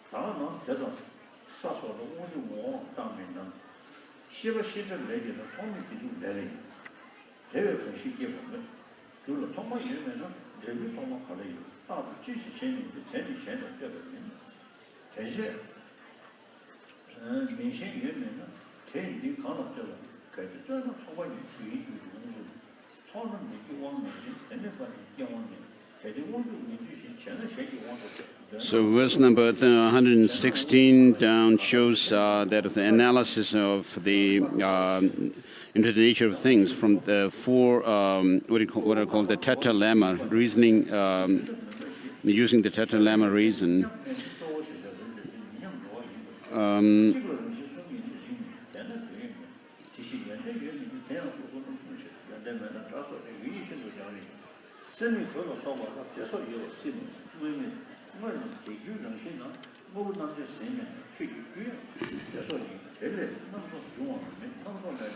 So verse number 16 says, Charvakas says, please, Charvakas, please, by direct perception of conventional world, all causes are seen. After all, a diversity of plants, lotus stalks, and the like grows by means of diversity of causes.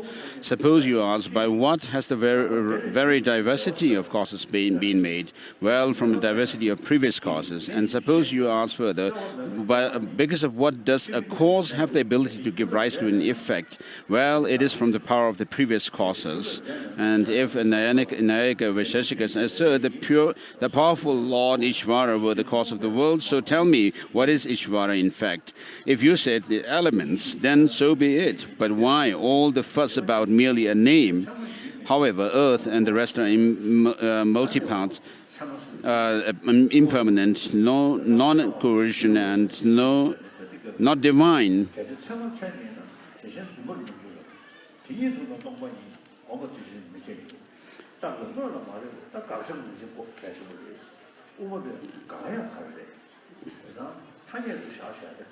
So in the Madhyamaka philosophy, it is important to when you establish emptiness, it is important to recognize or identify the object to be negated.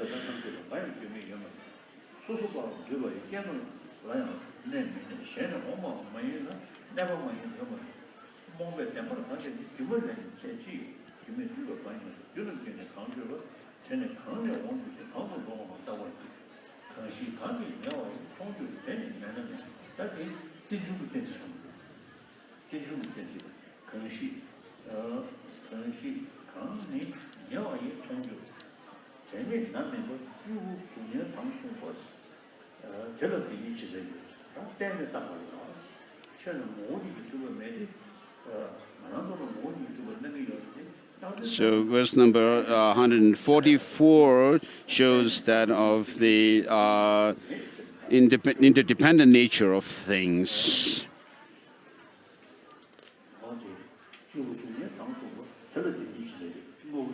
So verse number 139 is where His Holiness was commenting on the Madhyamaka philosophy. As in the Madhyamaka philosophy, it is important to recognize the object that is to be negated. And so it says in the text, without having contact with the object of imputation, the absence of that object cannot be apprehended. So object of imputation refers to that of the object to be negated, and the absence of that cannot be apprehended. Therefore, whatever is false object, the absence of that object is clearly deceptive. And then verse number 144 says, how can there be a true existence in some virtual object like a reflection, which is seen only in conjunction with something else and which does not exist when that is absent? For a functional thing that was truly existing, what need is there to be for a cause? Then again, if that is not truly existent, what need is there for a cause? There can be no transformation of non-existing thing into an existent thing, even by means of 100 million causes. How can a thing in that state of non-existence become an existing thing? But what else could be transformed into an existent functional thing? Since functional things cannot possibly exist at the time of absence of functional things, well, when will it come into exist in a functional thing? But without production of a functional thing, it will not be freed from non-functional things.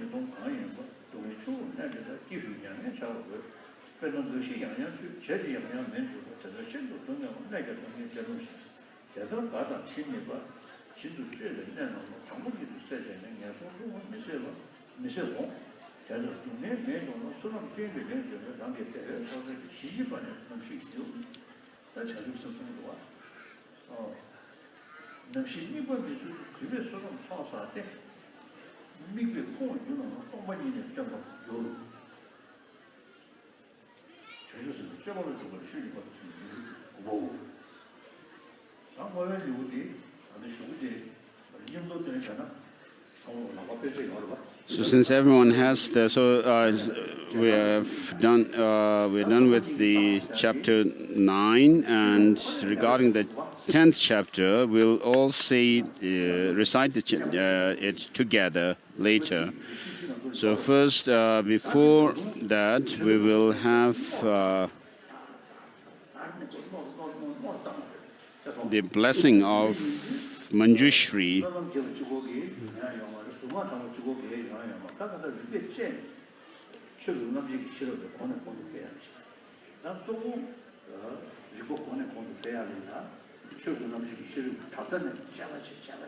So in order to develop your wisdom, intelligence further and further, you need to do a lot of analytical, critical analysis into the nature of things.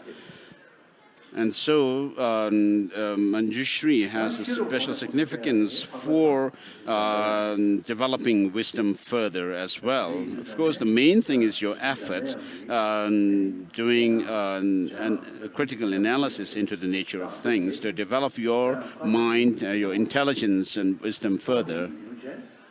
So the text here is short.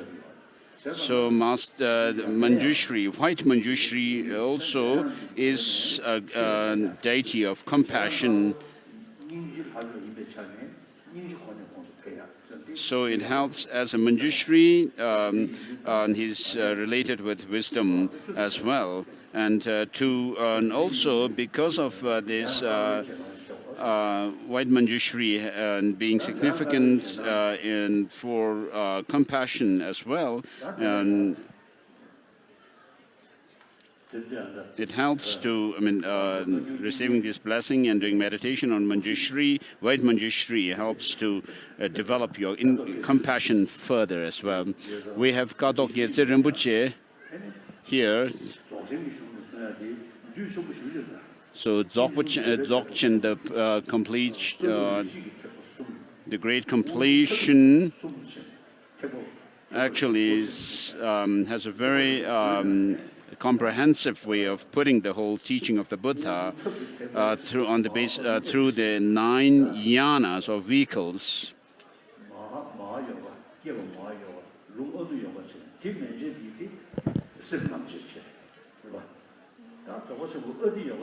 So within the last set of the 3 teachings or vehicles, there is the Maha, Anu, and Ati Yoga. And so Maha Yoga and Anu Yoga, even there, although it comes within the highest tantric sets, they deal with the ordinary mind,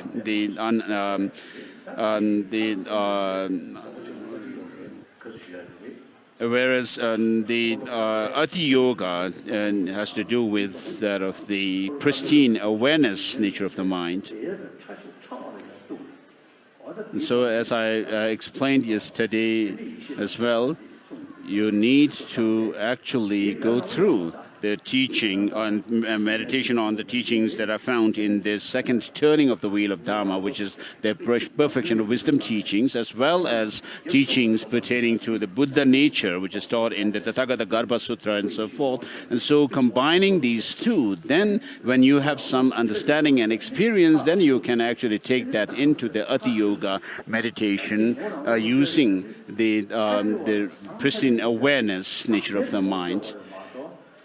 And within the Dzogchen tradition, it is not just introducing the students to what is known as the Hedewa, which is like a non-thinking sort of state, but the students should be the wonder-struck sort of state of mind is not the real introduction into the nature of the mind as such, but the students must be introduced to the Rigpa Sangtel, which is this breaking through the solidity of perceptions of the mind, the Rigpa itself.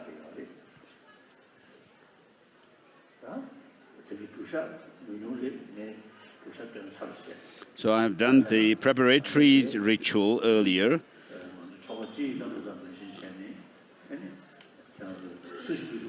So please make a mandala offering with the one verse offering text. This ground anointed with a perfume strewn with flowers.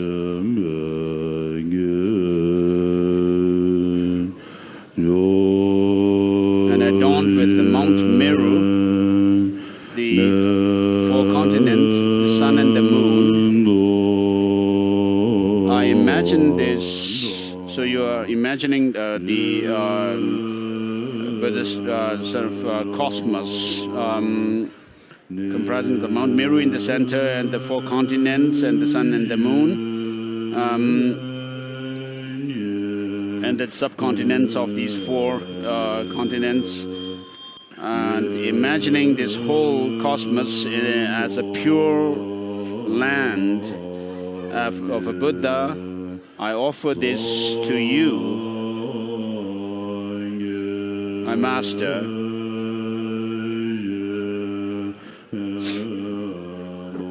May all sentient beings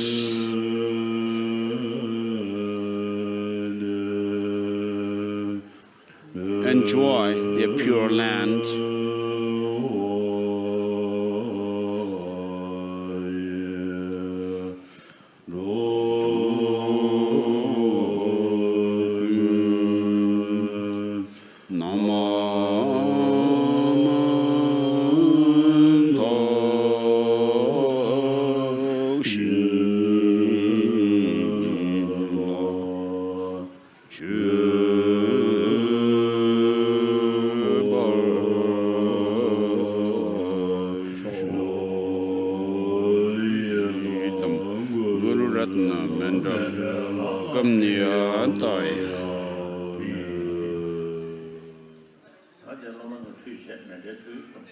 So the students are supposed to have done a rinsing their mouth and so forth, and then make a mandala offering.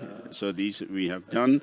And then next it says making some offering of ritual cakes to. So when you think of all sentient beings as your near and dear ones, there's no being who could be called your adversaries, to be driven away and so forth. So although these so-called harmful spirits do want happiness and do not want suffering, but then because of their own unruly mind, they create the causes of suffering for themselves.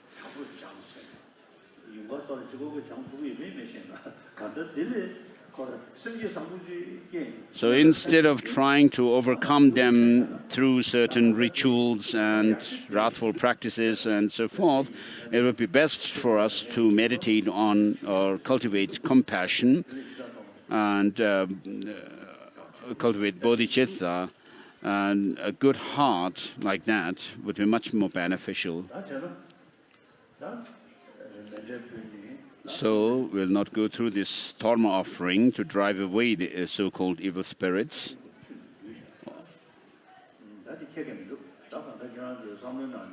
So in your mind,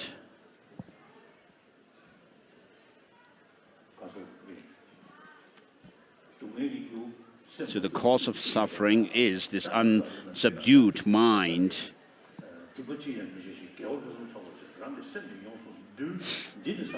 As it is said, not committing any evil, cultivating a wealth of virtue, and thoroughly subduing your mind, this is teaching of the Buddha.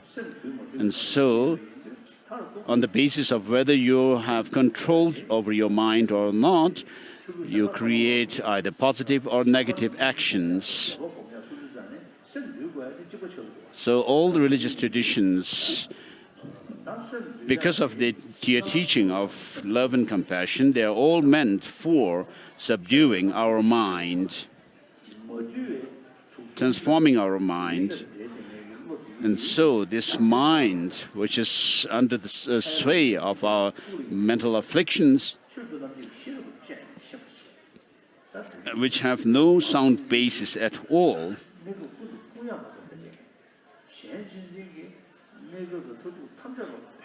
could be eliminated and overcome. And the self-cherishing attitude and other unsubdued states of mind could be reduced. And the positive states of mind, such as cherishing others over oneself and so forth, could be increased further and further, because there are, they hinge upon the sound basis for their cultivation and reason. And so when we talk about cultivating wisdom or compassion, it should be done in conjunction with or complemented by that of wisdom.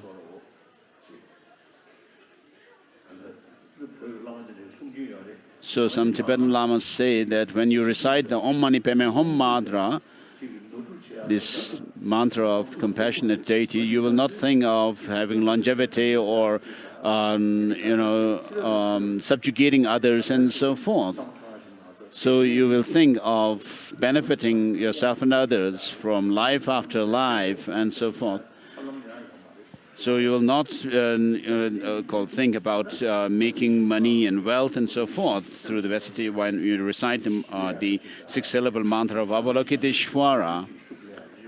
So this actually helps in the Om Mani Padme Hum helps in cultivating compassion.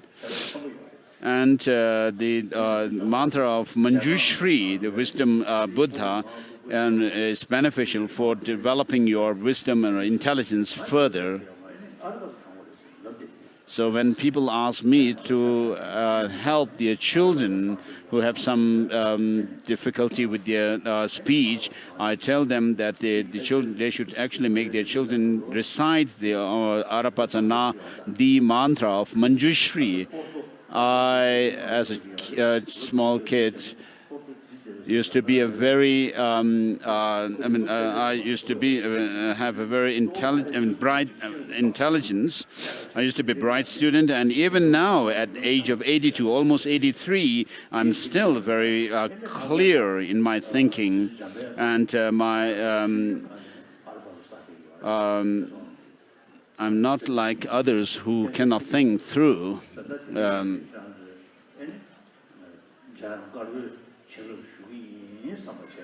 So for the, they have this motivation to receive this blessing of the white Manjushri. So just think in that way that you will receive or take this blessing from the Master, me, this blessing of white Manjushri.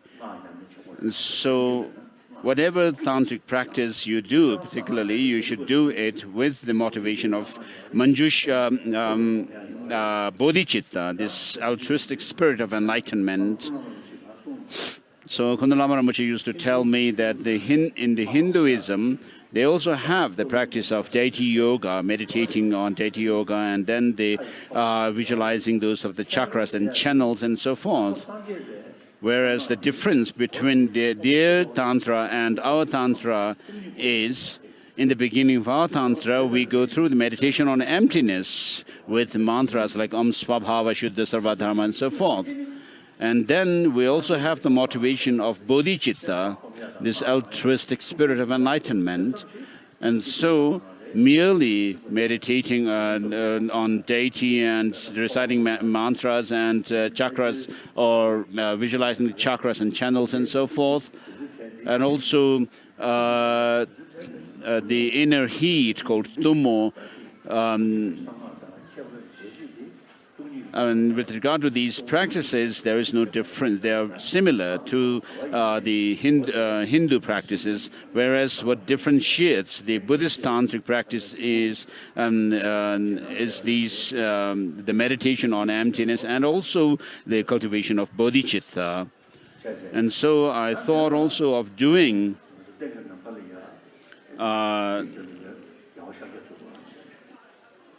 the ceremony for bodhicitta.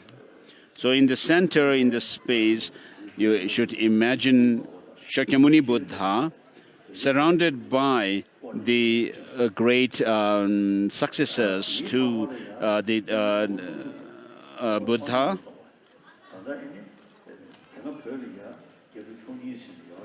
So in the past, we used to also, in Tibet, there was this custom of visualizing the 8 masters of Nalanda monastic institution, who were called the 6 ornaments and 2 sublime ones. And on top of that, I added 9 more Nalanda masters, making the number to an increasing number to 17 Nalanda masters to whom I have written praise. And then you also could imagine the 8 close disciples in the form of deities around them, and then also the Mahasiddhas such as Saraha and so forth, and also the lineage masters of the Nyingma, such as those of the trio of the king, the abbot, the master, and the king. And then masters of Gadam and Gaju, such as the Marpa Milarepa and Takbolhaja Ogampopa, and then Sakya tradition masters who belong to the Tokshi and Lopshi traditions, and then also the Kadamba, the masters, such as Atisha and so forth, and also the masters of Geluk or the new Kadam tradition, such as Master Tsongkhapa and his disciples, as well as the Chonang masters of the Chonang tradition. And so, in other words, imagine all these masters, including, up to the Buddha, and surrounded by these masters of India and Tibet. So, of the 8 close disciples of the Buddha in the form of deity, there are those of Manjushri and, so your main focus here is Manjushri from amongst the 8 close disciples.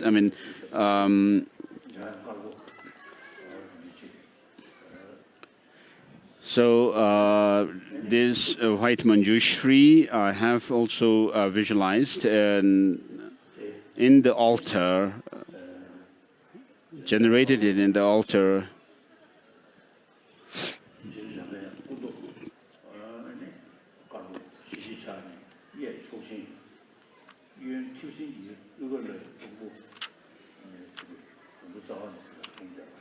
So white Manjushri holds his right hand in this gesture of bestowing the Supreme Siddhi, and in his left hand is held at his heart, holding the stem of the Utpala flower, which is fully bloomed and at the level of his ear.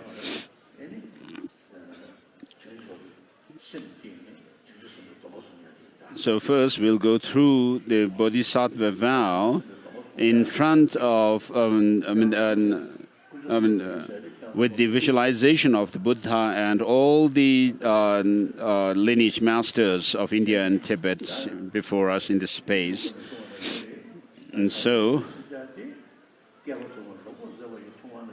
as it is said in the Bodhisattva Charyavatara, the Buddhas, having contemplated for eons and eons what is the best means to help sentient beings, is they found that it is the bodhicitta, and therefore you have met with the Dharma, you have found this rare human rebirth, and you have met with the Dharma and have the opportunity to listen to the teachings, the complete teaching of the Buddha. So Kundalama Rinpoche Tenzin Gyaltsen's book, which has been distributed to you, we didn't have the time to go through it, but it actually teaches that of the cultivation of bodhicitta, and so you should read it whenever you have time. So when someone actually hurts you or angers you, instead of retaliating, go back and sit down and read this book by Kundalama Rinpoche. And so in this way, you could actually control your mind, and then it would be better and better for you to control your mind and subdue it. So Kundalama Rinpoche didn't write the book at one go, but he wrote one verse a day.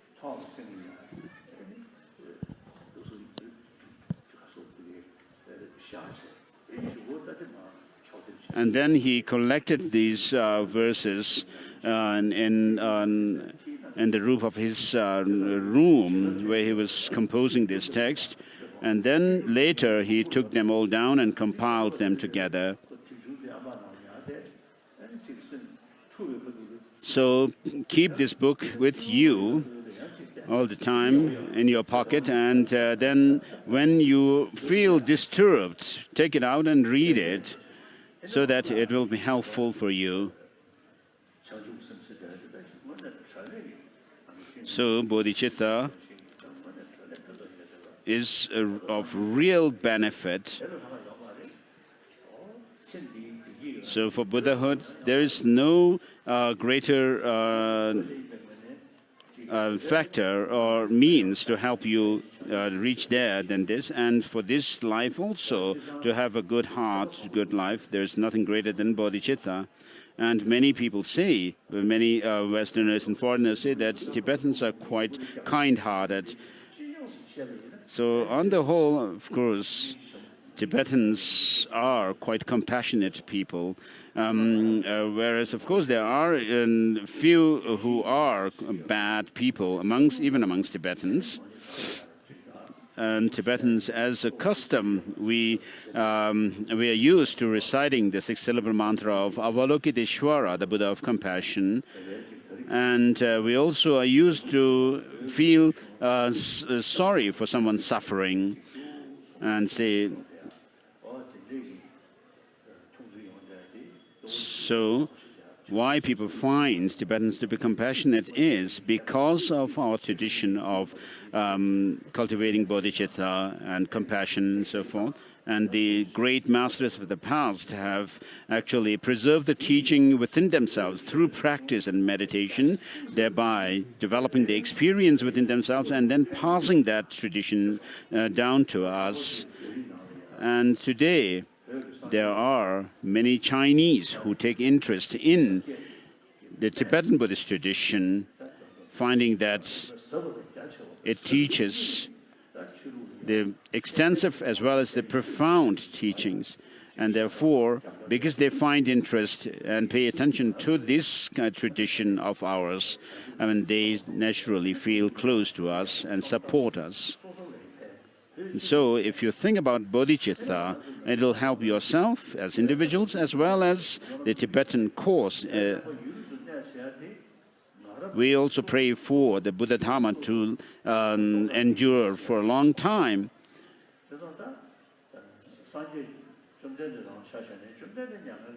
We are not thinking of just of it from a selfish motive at all. For thousands of years, the Buddha's teaching has survived from generation to generation because people have preserved it. And so here, I too, today, I kind of imitate what is taught by the great masters, scholars, adepts of the past. And when I am gone, you, the younger generation, keep in mind that, oh, His Holiness the Dalai Lama used to tell us such and such things. And it is through this kind of practice that we need to preserve, administer, and promote this tradition. And so all of you, as it is said by Master Vasubandhu, that the teaching of the Buddha is twofold, the scriptural teaching and the realizational teachings or experience. And these could only be preserved through study and practice. And he says these are the only means by which we should preserve the teaching of the Buddha. He's saying that there's no third condition or third factor through which, apart from study and practice, to preserve this teaching. So there are many young Tibetans here. Keep what I tell you in your mind so that you could also preserve this teaching and then pass it on to the next generation. And thereby, we could actually keep this tradition for a long time. So without doing your own practice of the Dharma, just by saying may the Buddha Dharma live long, will not really help.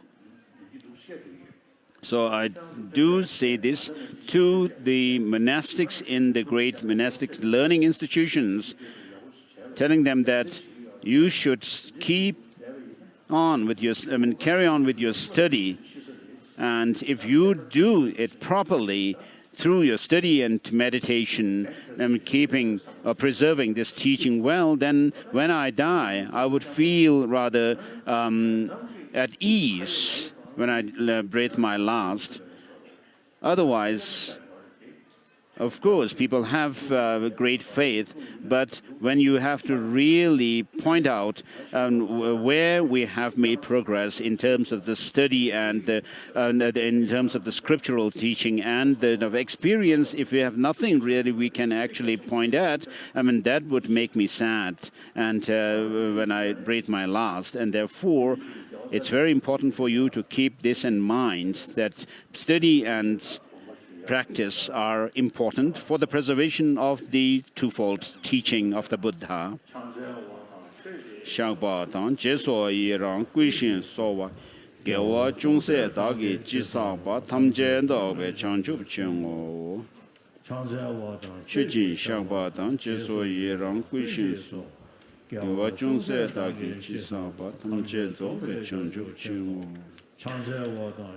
Through prostration, making offering, rejoicing, and confession, and asking the Buddhas not to pass away, but to remain in the world and teach, to give teachings.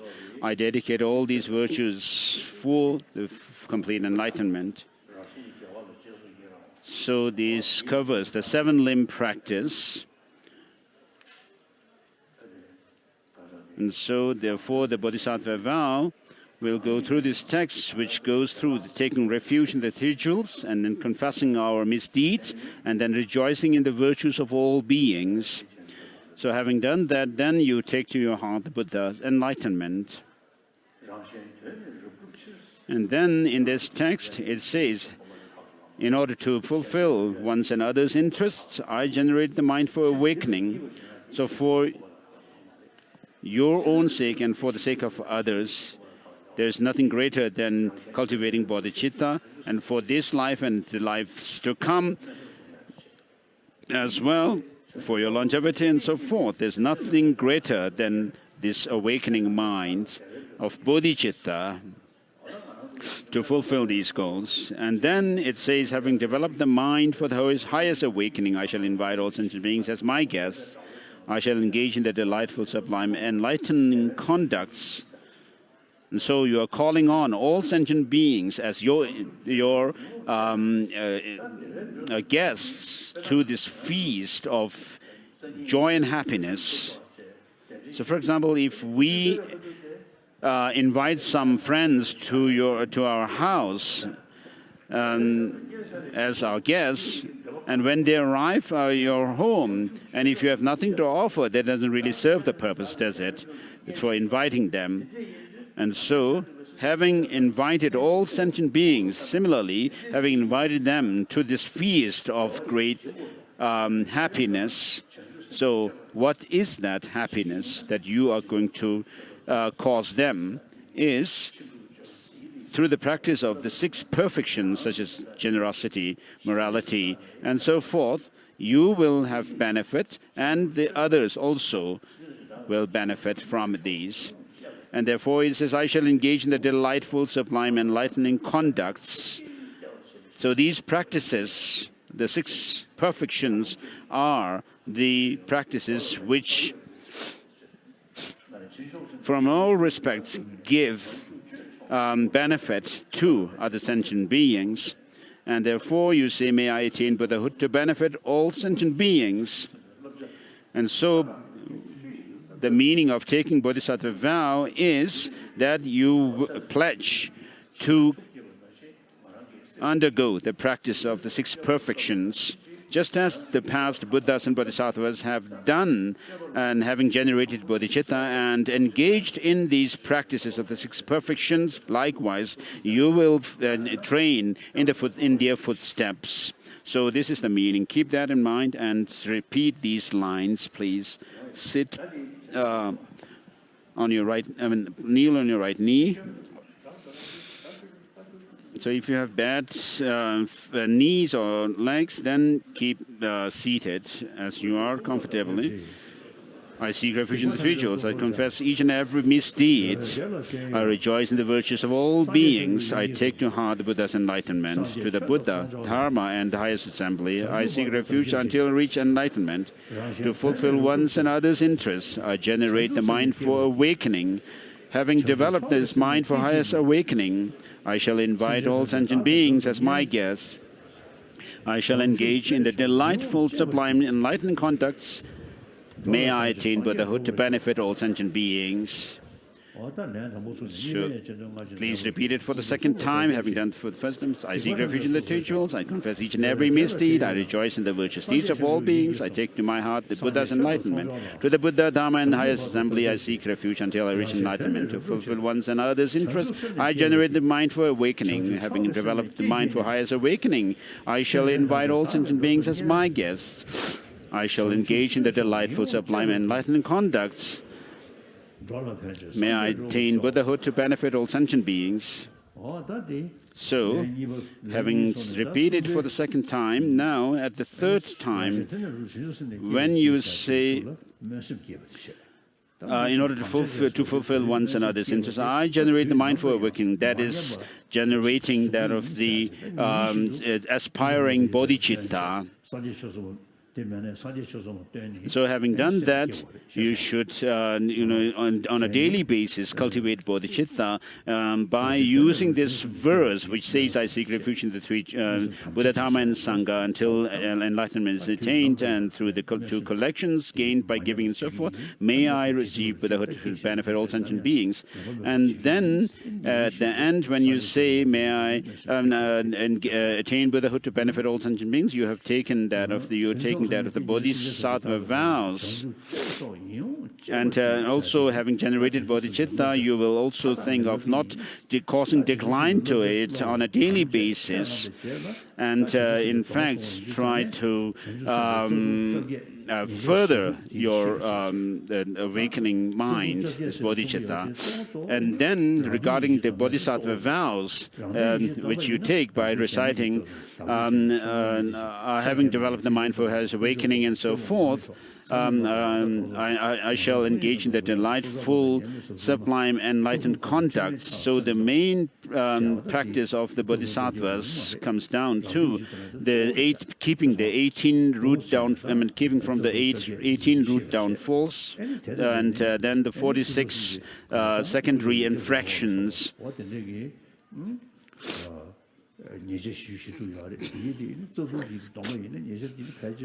So if you actually observe the 18, keeping from the 18 root downfalls, you will, in a way, be able to keep the 46 infractions as well.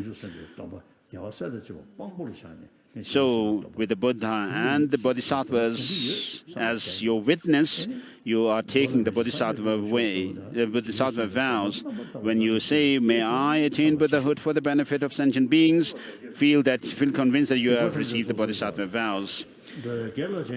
I seek refuge in the 3 jewels. I confess each and every misdeed. I rejoice in the virtuous deeds of all beings. I take to heart Buddha's enlightenment. To the Buddha, Dharma, and Supreme Assembly, I seek refuge until I am enlightened. To fulfill one's and others' interests, I generate the mindful awakening.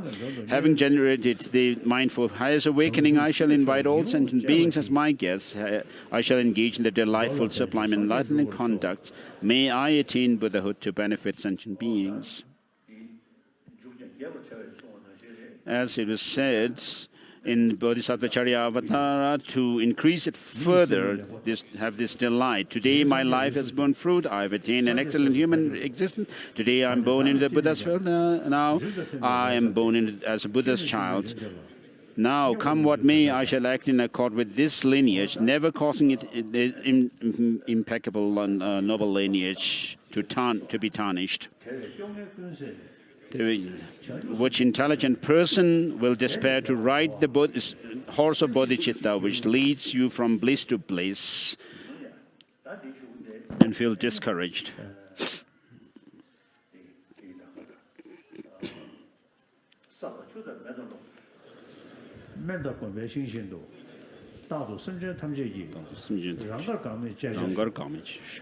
May I be an object of enjoyment as they like by the sentient beings, like those of the elements, water and so forth.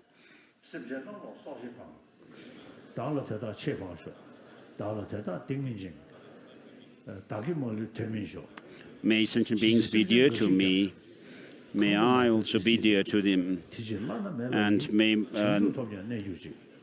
the virtues of myself ripen upon them, and may their suffering ripen upon me. As long as space remains, as long as sentient beings remain, may I too abide to dispel the miseries of the transmigrators. Please sit down. So with such, with the witness of the Buddhas and Bodhisattvas, you have generated such an amazing mind of altruism, and so that you have created causes for attaining Buddhahood for the benefit of all sentient beings.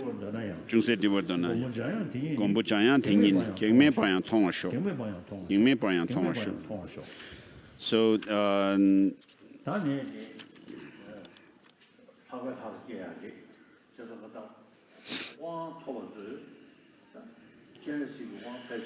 whenever I wish to see something, or even wish to ask the slightest question, may I behold without any hindrance the Lord Manjushri himself. So for those of you who have received a full-fledged initiation, I mean, you could, in this blessing ritual, you could imagine yourself transforming into Manjushri. Whereas those of you who have not received a full-fledged initiation, imagine but Manjushri on your crown. And so a story goes that once in Tibet there was a bold monk amongst the audience to whom the Lama was giving some blessing like this, and when the Lama said to imagine the deity on your crown, the monk, this bold monk, actually tried to do so, but he always found that Manjushri or the deity was slipping from his head down.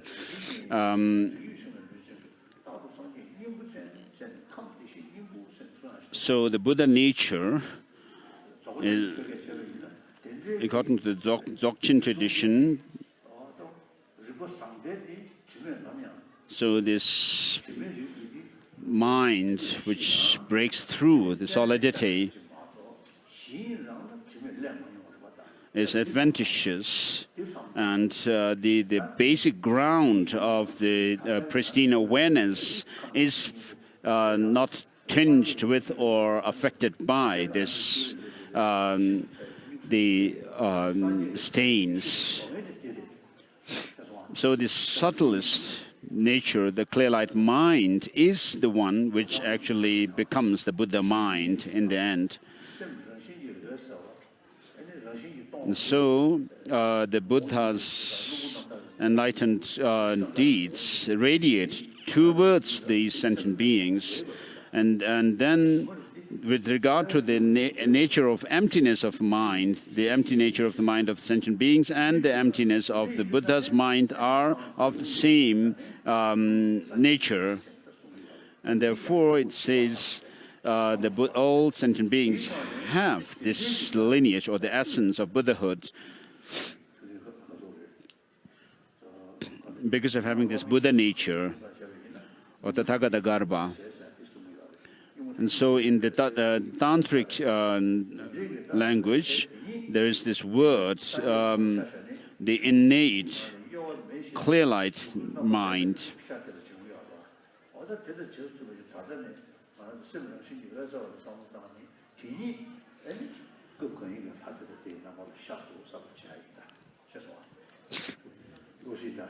So from within this empty, clear light nature of the mind, you arise into the form of the deity.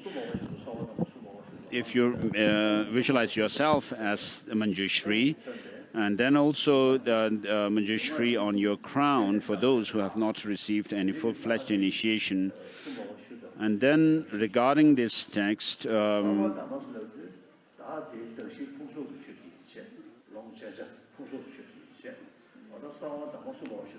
meditation on emptiness. The text goes through this mantra, Om Swabhava Shuddha Sarva Dharma Swabhava Shuddha Ham. And so it goes through the meditation on the selflessness of persons and phenomena.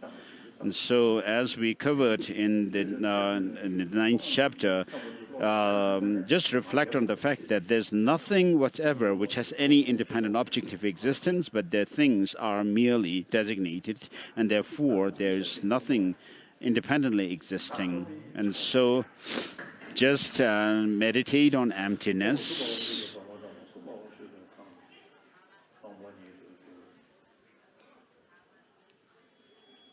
So everything becomes empty.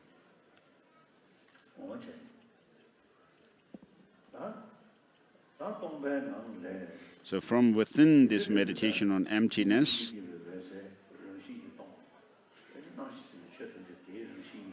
so this innate clear light nature of the mind, which is devoid of any tinge of the afflictive emotions and mental afflictions and so forth, from within the state of emptiness,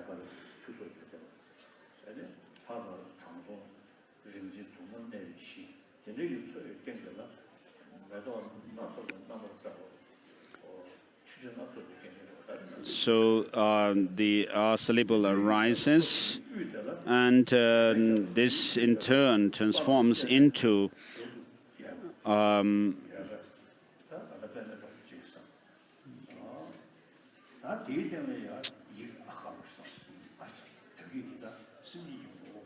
from a bum syllable, there arises a lake of milk, very clear, and this lake is surrounded by meadows and filled with flowers, and then also fruit trees, and then also there are elephants roaming peacefully in it, and elephants. Herds of elephants roaming, and then it is filled with meditators like ascetics and gods, deities, and so forth.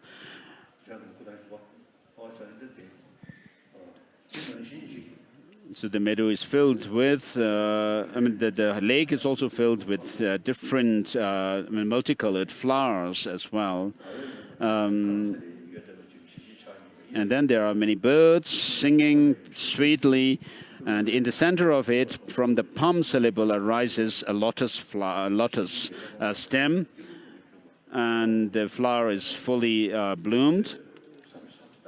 And then in the center of it is that of an A syllable, which radiates the light and touches sentient beings, thereby eliminating their darkness of ignorance and giving them light of wisdom, a wisdom light. And this rays of light that is emitted from the A syllable comes back, and then you imagine this syllable, your own nature of mind, essence of your mind, transforming into yourself as Manjushri, white in color, with one hand and two hands.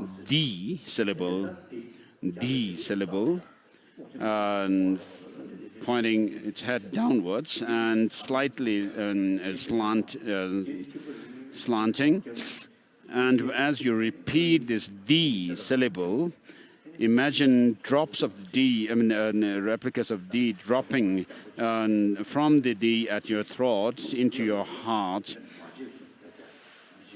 And so this practice is for unforgettable memory, for developing unforgettable memory. Take a long breath, then recite Om Marapatana.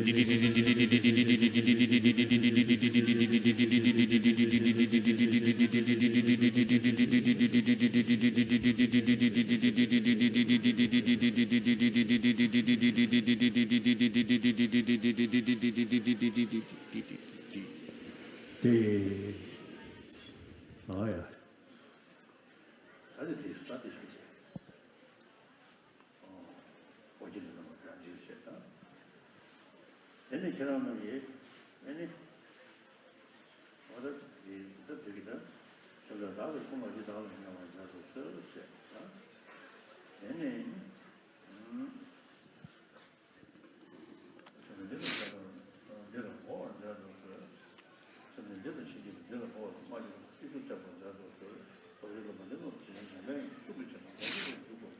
So may these disciples receive all the blessings of the Manjushri's speech. And next is for the blessing of the mind. Please repeat this. By wisdom, they do not abide in the samsara, and by compassion, not remaining in the extreme of samsara. And I pray to the heart or the mind of the Manjushri. So now hold your body in a certain posture, both the teacher, master and the disciples. And so hold your legs are in this Vajra cross-legged position. Just imagine that, if you can't do. And then your two hands, the left hand is below the right hand. The left palm, on the left palm, you put your right palm, right hand upside, facing up, and touch the tip of your thumbs and hold this hand gesture at the navel so that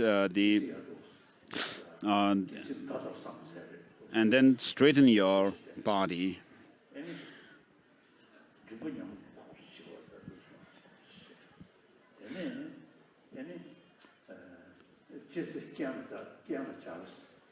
And touch the tip of your tongue to the upper palate. So this helps when you sit in meditation, single-pointed meditation, concentration for a long time. You might drip saliva. So in order to stop that, you touch the tip of your tongue to the upper palate. And then place your teeth just normally. So those elderly people without teeth, of course, you can't do anything about placing the teeth in normal position. So usually when we do this meditation, it is said that the eyes are gazing downwards, but here it is gazing in the space before you, straight, as it is done in Dzogchen practice. So the A and Vam syllables in your heart symbolizes those of your innate clear-light nature of the mind. And at the level, in the space before you, at the level of mid-eyebrow, imagine an A syllable. Here, this A is the Sanskrit first vowel A, which is the short A, which represents that of negation.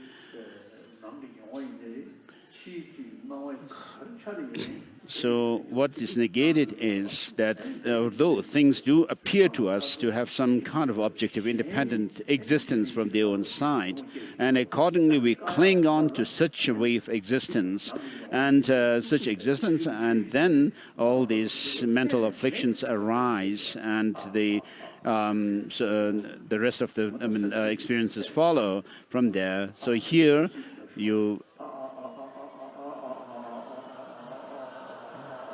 gaze at the R syllable right in front of you and say R 21 times.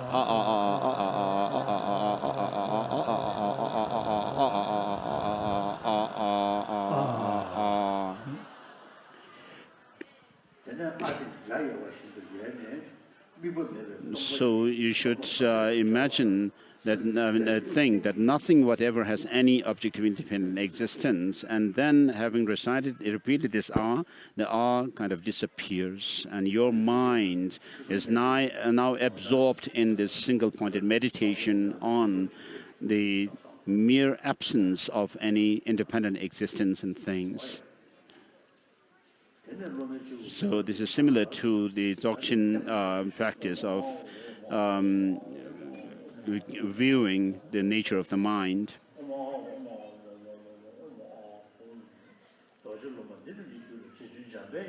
So may the disciples, the virtual disciples, receive the blessings of the mind of the Buddha, all the blessings of the mind of the Manjushri,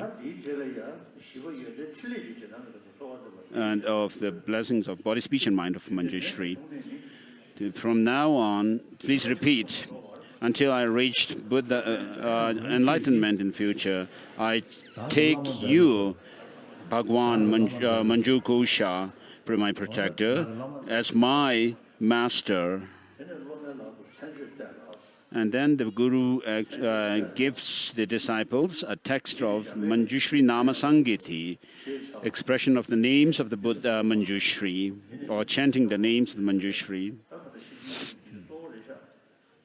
So mainly it refers also to the Perfection of Wisdom Sutras. So you should practice it, the teaching, and then also teach others. So that's...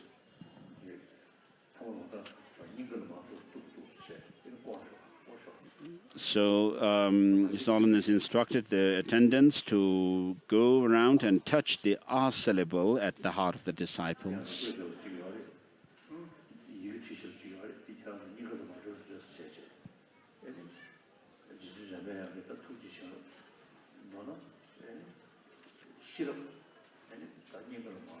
So in other words, imagine that the Manjushri's or Manju Gosha's blessing of wisdom comes down to you by touching this R syllable at your heart.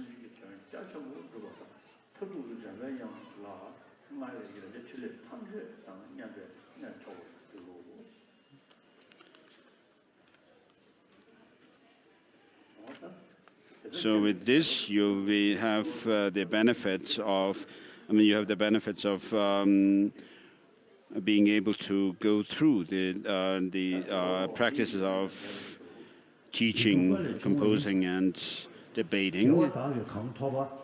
Whatever merit I have received through this, may all sentient beings attain the wisdom of Manjushri.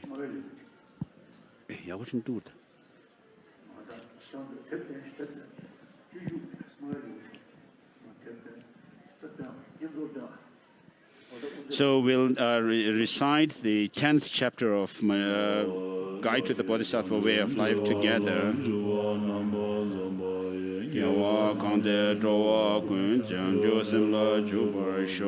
the virtues of having composed this work, I guide to the Bodhisattva Way of Life. May all living beings come to engage in the Bodhisattva conduct. May all beings everywhere plagued with suffering of body and mind obtain an ocean of happiness and joy by virtue of my merits. For as long as they remain in cycling existence, may their mundane happiness never decline, and may all of them uninterruptedly receive waves of joy from Bodhisattvas. May all embodied creatures who throughout the universe experience hellish realms come to enjoy the bliss of Sukhavati. May those people with cold find warmth. May those oppressed with heat be cooled by the boundless waters that pour forth from the great clouds of Bodhisattva's merits. May the forest of razor-sharp leaves become a beautiful pleasure grove, and may the trees of knives and swords grow into wishful trees. May the regions of hell become places of joy, with vast and fragrant lotus pools, beautiful with executed calls of wild ducks, geese, and swans. May the heap of burning coals change into heaps of jewels. May the burning ground become polished crystal floor, and may the mountains of the crushing hells become celestial palaces of worship filled with sugatas.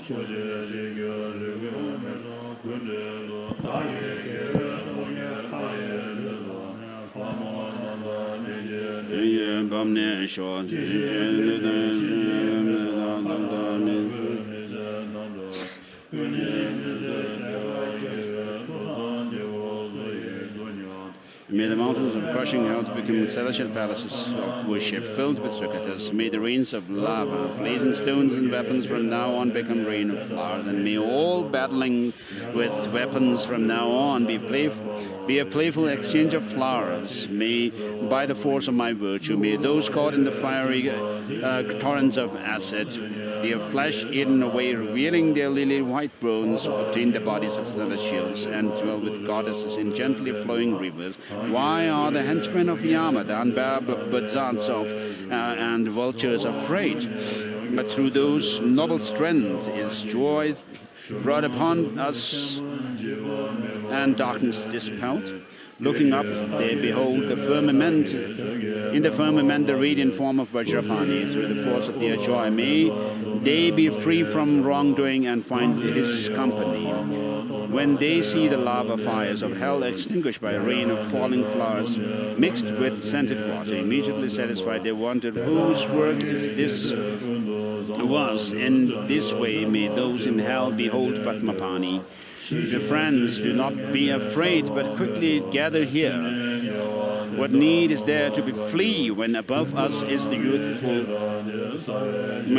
Manjughosha to dispel our fears, the tender Bodhisattva who protects all living beings, through whose might all suffering is removed and forces of joy abounds. Behold him in an enchanting palace, resounding with hymns sung by 1,000 goddesses, with the tiaras of 100 gods being offered to his lotus feet, and a rain of many flowers falling on his head, the eyes of which are moist with kindness. Upon seeing Manjughosha in this way, may those in hell cry out loud and with joy. Likewise, having seen, due to the roots of our unwholesome deeds, the cool and sweet-smelling rain falling from joyful clouds created by the Bodhisattva Samandabhadra and Savanirvana and Viscambini, may all beings in hell be truly happy.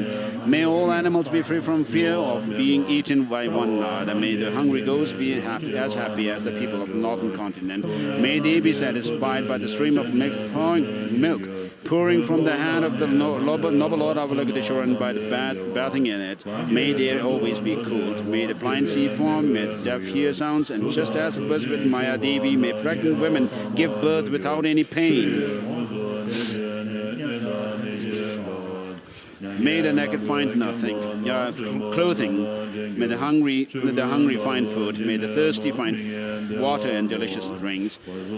May the poor find wealth. Those weak with sorrow find joy. May the forlorn find new hope. Constant happiness, prosperity. May all who are sick and ill quickly be free from their illness. And may every disease in the world never occur again. May the frightened cease to be afraid, and those bound be freed. May the powerless find power, and may people think of benefiting one another. May all travelers find happiness everywhere they go and without any effort may they accomplish whatever they set out to do. May those who sail in ships and boats obtain whatever they wish for, and having safely returned to the shore, may they joyfully reunite with their relatives. May troubled wanderers who have lost their way meet with fellow travelers, and without any fear of thieves and tigers, may their going be easy without any fatigue. may those who find themselves in trackless, fearful wildernesses, the children, the aged, the unprotected, those stupefied and the insane, be guided by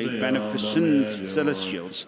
May beings be free from all states of no leisure and be endowed with faith, wisdom, and kindness. With food and excellent clothing, may they be mindful throughout their lives. May all beings without want for wealth, just like the treasury of space, and without dispute or harm, may they always enjoy it as they wish. May those who have little splendor come to be endowed with majesty, and may those whose bodies are worn with toil find magnificent and noble forms. May all lower life forms in the universe take rebirth in higher forms. May the lowly obtain grandeur, and may the proud be humbled. By the merits I have accumulated, may every single being abandon all forms of wrongdoing and perpetually engage in worship. May they never be parted from the awakening mind, and may they always engage in the Bodhisattva conduct. May they be cared for by the Buddhas and relinquish the actions of the devils. May sentient beings have lives inconceivably long. May they always live in contentment, unfamiliar with even the word death. May they abound in all directions, gardens of rich-flowing trees filled with sweet sound of Dharma proclaimed by the Buddha and their children, and may the land everywhere be pure, smooth, devoid of any rocks, level like the palm of the hand and the nature of lapis lazuli. For all the circles of disciples, may many bodhisattvas dwell in every land, adorning them with their excellent manifestation. May all embodied creatures uninterruptedly hear the sound of Dharma issuing from the birds and trees, beams of light, and even space itself. May they always meet with Buddhas and their children, the bodhisattvas. Then may these spiritual masters of the world be worshipped with endless clouds of offering. May celestials bring timely rain, so that harvests may be bountiful. May kings act in accordance with Dharma, and people of the world always prosper. May all medicines be effective, and repeating of mantras successful. May the Durkin cannibals and the like be endowed with compassionate minds. May no living creature ever suffer, commit wrong, or ever fall ill. May no one be afraid or belittled, or their minds ever be depressed. In all temples and monasteries, may reading, recitation flourish and remain. May song always be in harmony, and may their purposes be accomplished. May monks desiring to practice find quiet and solitary places, and through having abandoned all wandering thoughts, may they meditate with flexible minds, and so forth.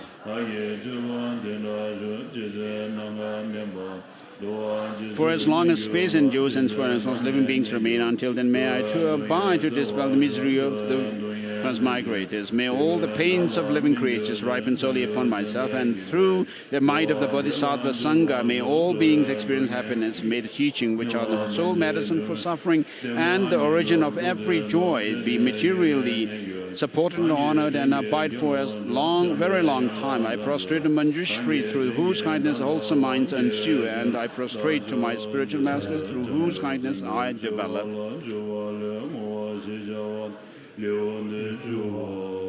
So this is the chapter on compassion and dedication.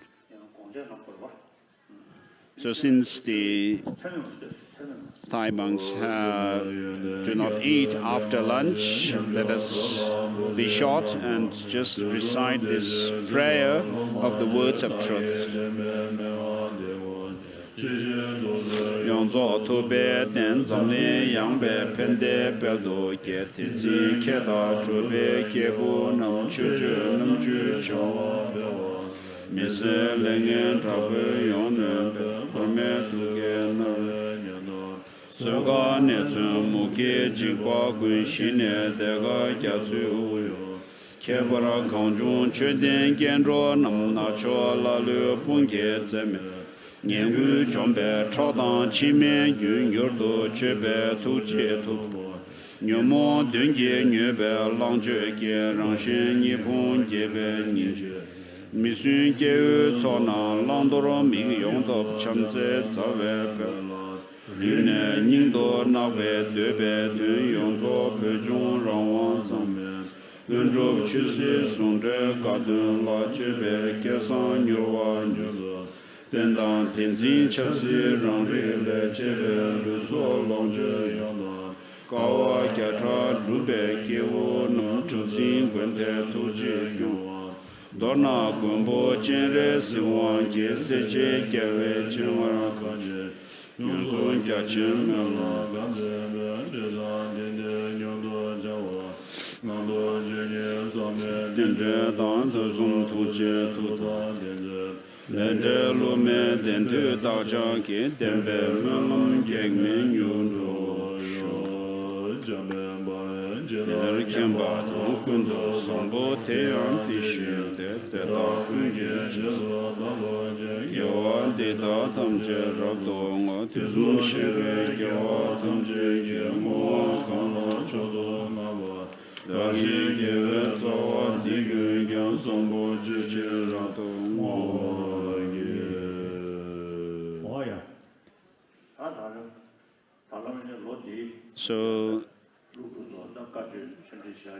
So the teaching the annual teaching to the students mainly, of course, we'd rather have to haze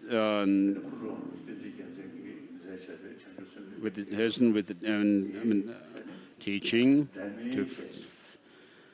And although I've not been able to teach Kundalini Lama Rinpoche's text, you should keep this and the Bodhisattva Charya Avatara with you, and so that you could read them.